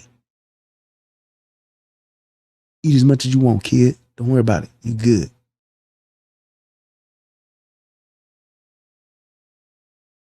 Now go and take your ass to class. Don't act up and come to class. Your teacher gonna let you leave 10 minutes before y'all leave out. You come see me before you go get your brothers and sisters, you come see me. I'm gonna have a bag for you, have a package for you.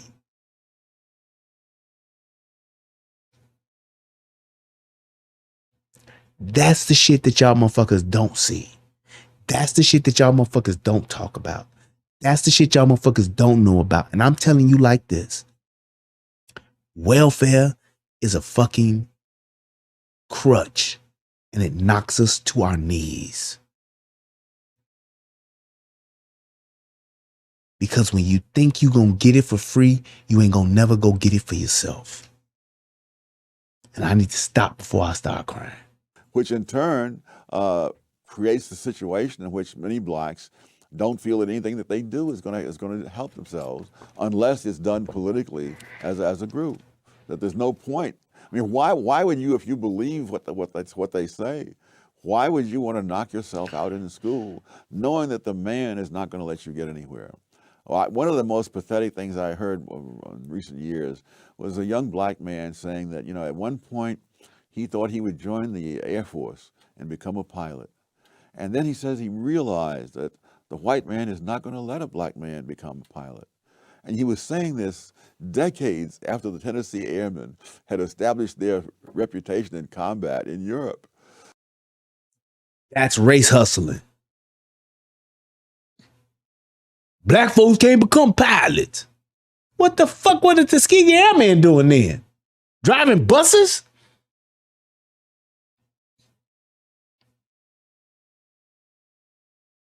Just saying.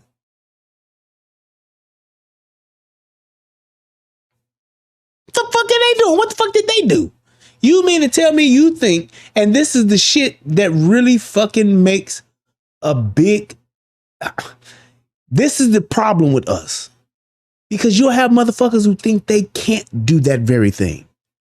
I can't be no pilot. Ain't gonna let no black man be no pilot. Fuck you mean you can't? What's stopping you? Taking your punk ass to school?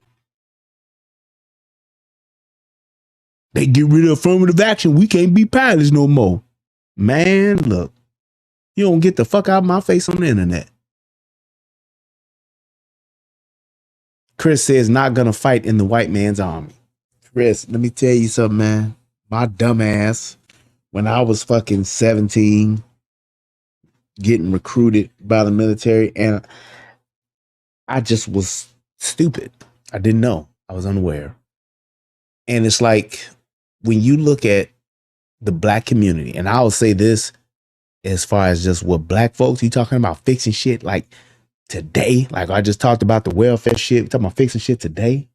These young people, these young dumb motherfuckers that ain't been in school, all of them. And hear me when I say this, young folks, all of y'all need to go to the military. All you niggas in the hood, broke, ain't got no money, ain't got nothing going for yourself, ain't been to school, can barely read, can't count, can't add, can't subtract.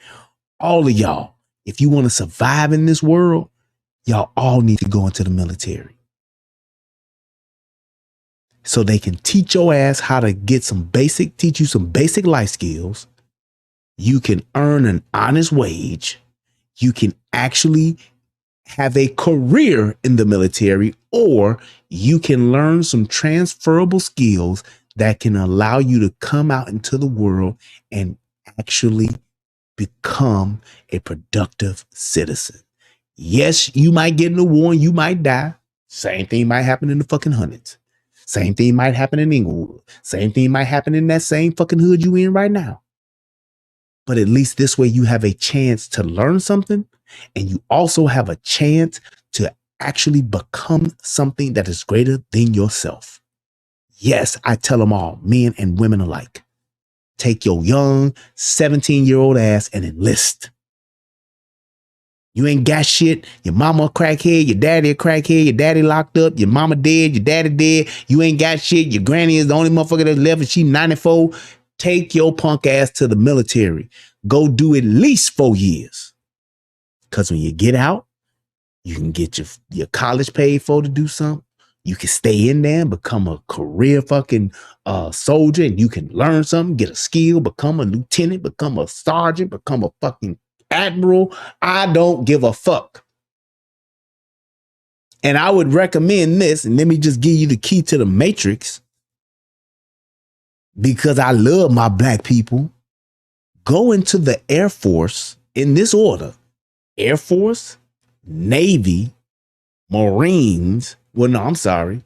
Air Force, Navy, Marines, then Army. And then if you can't make it to none of them, go to the National Guard. You got 5 choices.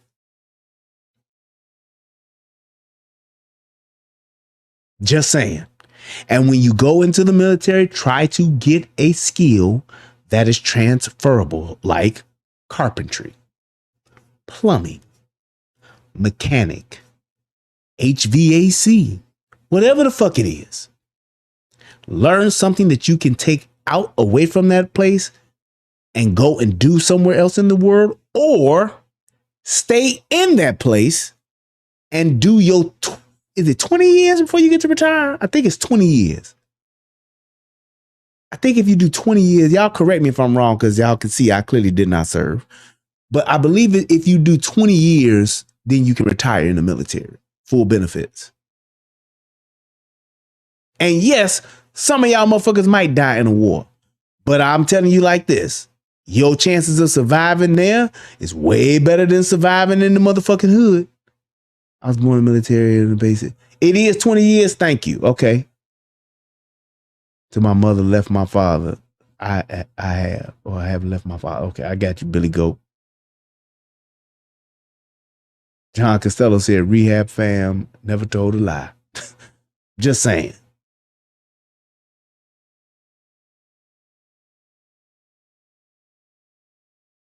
Get your ass somewhere where you can go and earn a living and learn something.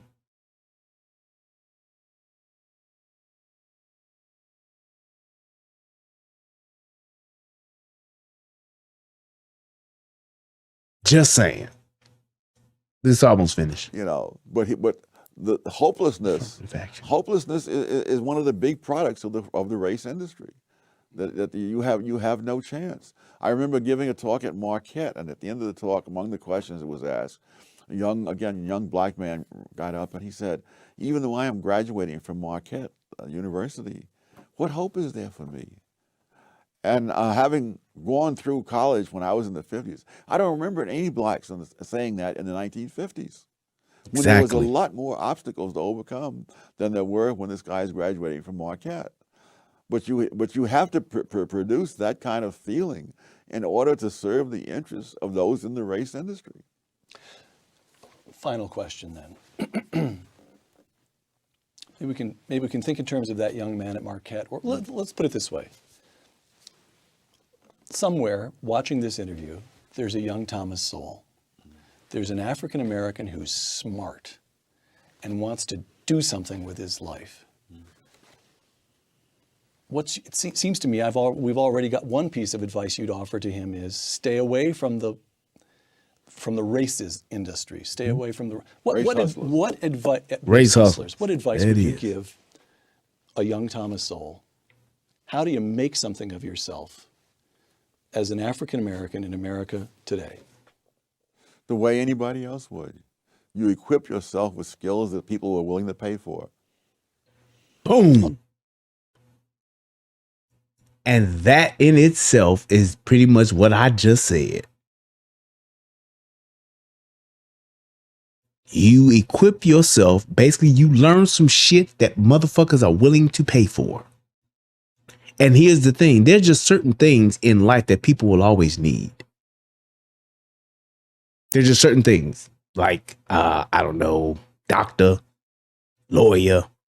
And like I said, if you're not even that, academically inclined, then you learn those other skills where you use your hands, or basically a trade like plumber. Y'all know most motherfucking plumbers, and just keeping it a buck. Do y'all know that really most plumbers make at least 6 figures? Most plumbers make at least 6 figures. Most electricians make at least 6 figures. At least. Get yourself in the pipe fitters union and see how much fucking money you can make.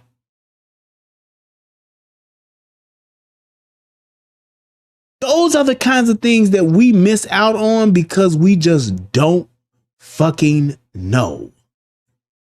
And we think that there's no hope for us. We think that there's no way man, they ain't gonna let us do that. Man, please. There is nothing. And I keep saying this. There is nothing in this world today that black folks do not have access to because of their color.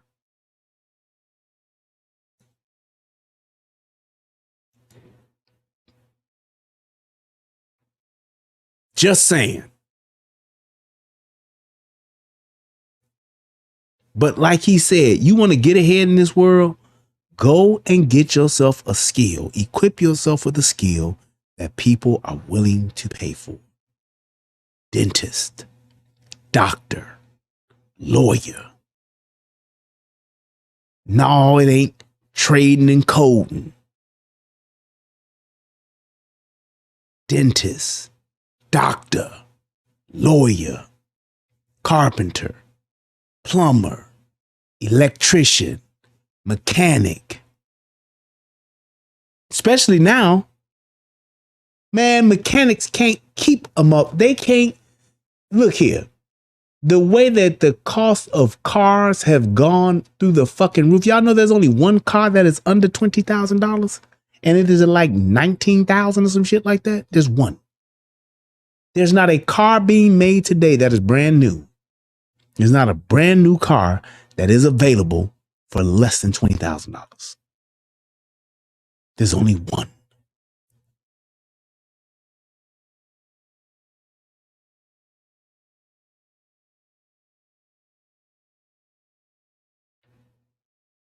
Just saying. Those are the kind of things that you want to even when you're talking about law enforcement from the government aspect of it, hey man, it's something where you can earn a decent wage to where you're like, okay, I can do this. Truck driver. Shout out to all my truckers out there. Even though the trucking industry is going through a dip now, just because of the economy and shit, it's still a transferable skill that's going to be needed no matter what. Shit moves via trucks. No Cow Poppy says, I know a guy installing windows making $100,000 a year, ain't had one day of college. There it is. IT and cybersecurity. Be very careful when you're talking like that. When you say IT is a very broad spectrum. More so focused on like cybersecurity, more so focused on desktop support. Yes.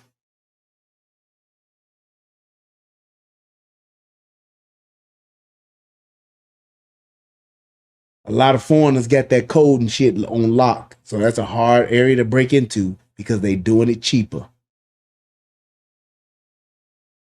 People are paying for motherfucking application support and all that kind of shit. And people create applications and all that kind of shit. They paying for that shit for pennies on the dollar in fucking India, over in fucking all of these other foreign countries. They're doing it over there way cheaper. So you ain't going to be able to have and charge top dollar here doing it because everything could be done remotely now.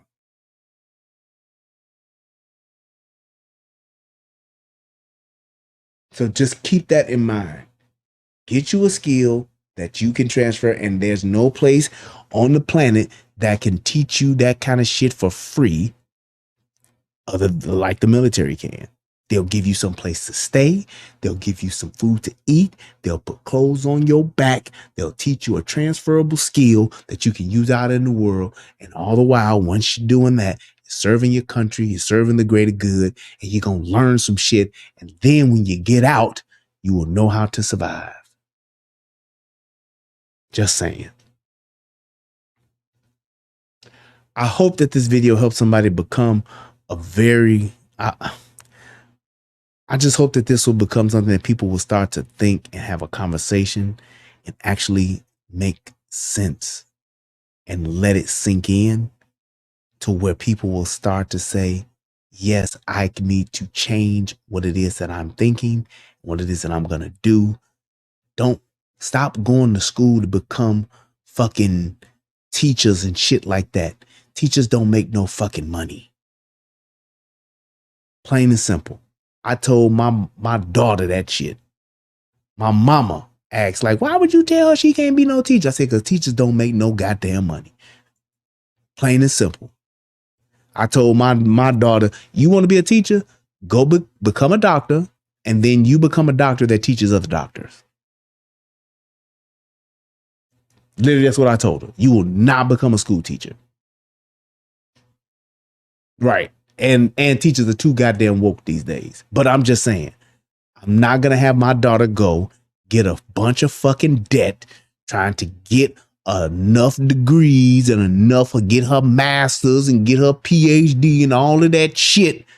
And then she got motherfucking $200,000 in fucking student loans. And then she's going to work a job where she's making $70,000, $80,000 a year. No way.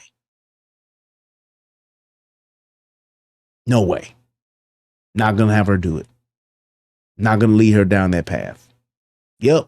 Teachers. We need teachers, but the way our family is set up, we can't afford to have a teacher. Nah, we just can't. Teachers are for women who marry rich men. You want to become a teacher then? Your husband a millionaire? Fine. Go teach. You hit the lottery for 20 million. Now you want to go teach? Fine. Great.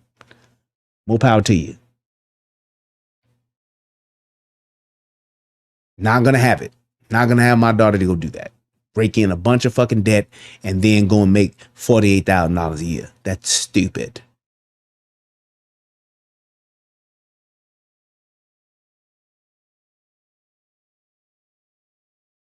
Just saying. Yes, Alex, you are late, and yes, I'm judging you. But it's just what it is. So just keep that shit in mind. We have to get past this idea of thinking that the system and everything in it is against us. And we have to start realizing and say, hey, the things that we can control and the things that we can do, we need to start doing them so that we can actually better ourselves. Because the shit we got going on now in our culture, the music, the videos, the television, not really so much radio anymore, but just those three things in itself, they're destroying us and they're keeping literally the knee on our neck. Yes, that was a George Floyd reference. Literally. That's what it's doing to us. So every time you hear a motherfucker listening to King Von, every time you hear a motherfucker talk about they smoking on Tuka, every time you hear a motherfucker talking about they pussy pink and they booty hole brown, pound town, yup. Just know that's the George Floyd. That's the what's the dude name? The police officer. That's his knee on our neck. Keep that kind of shit in mind. Think about that. We got to get past this point. Derek Chauvin, thank you so much. You redeemed yourself, Alex. That's the Derek Chauvin of the black community. The drill rap. The Housewives of Atlanta, the Love and Hip Hop New York, the Love and Hip Hop Atlanta, the Love and Hip Hop California, LA, the Love and Hip Hop Georgia, the Housewives of Alabama, the Housewives of New York, the Housewives. All of that shit is the Derek Chauvin knee on the neck.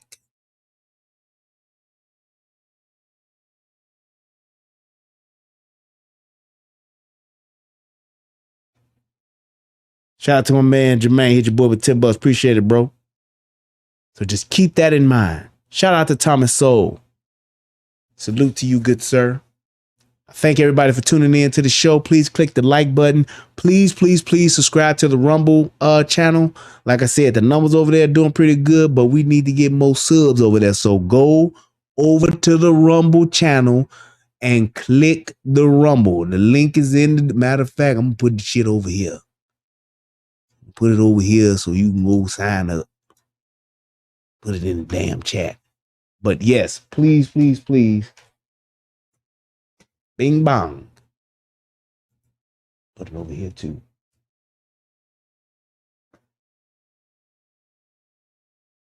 But definitely, I want to thank everybody for tuning in to the show.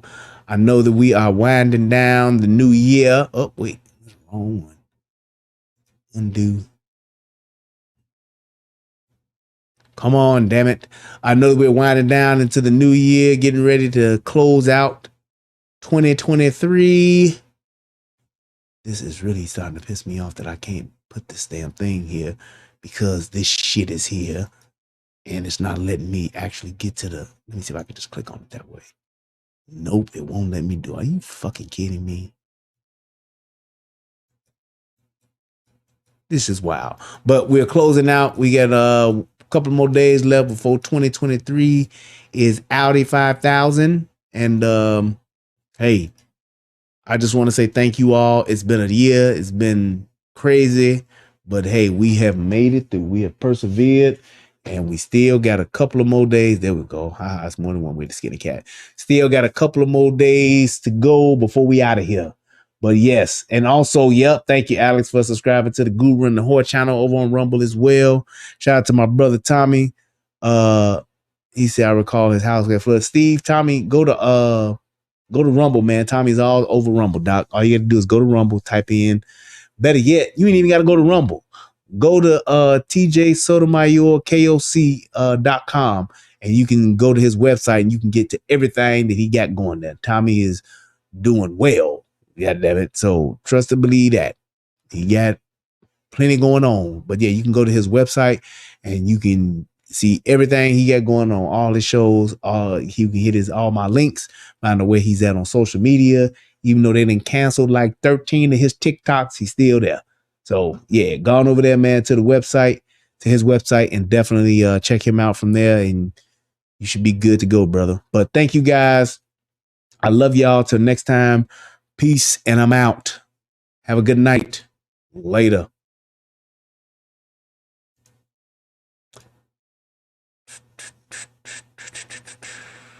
Let's see.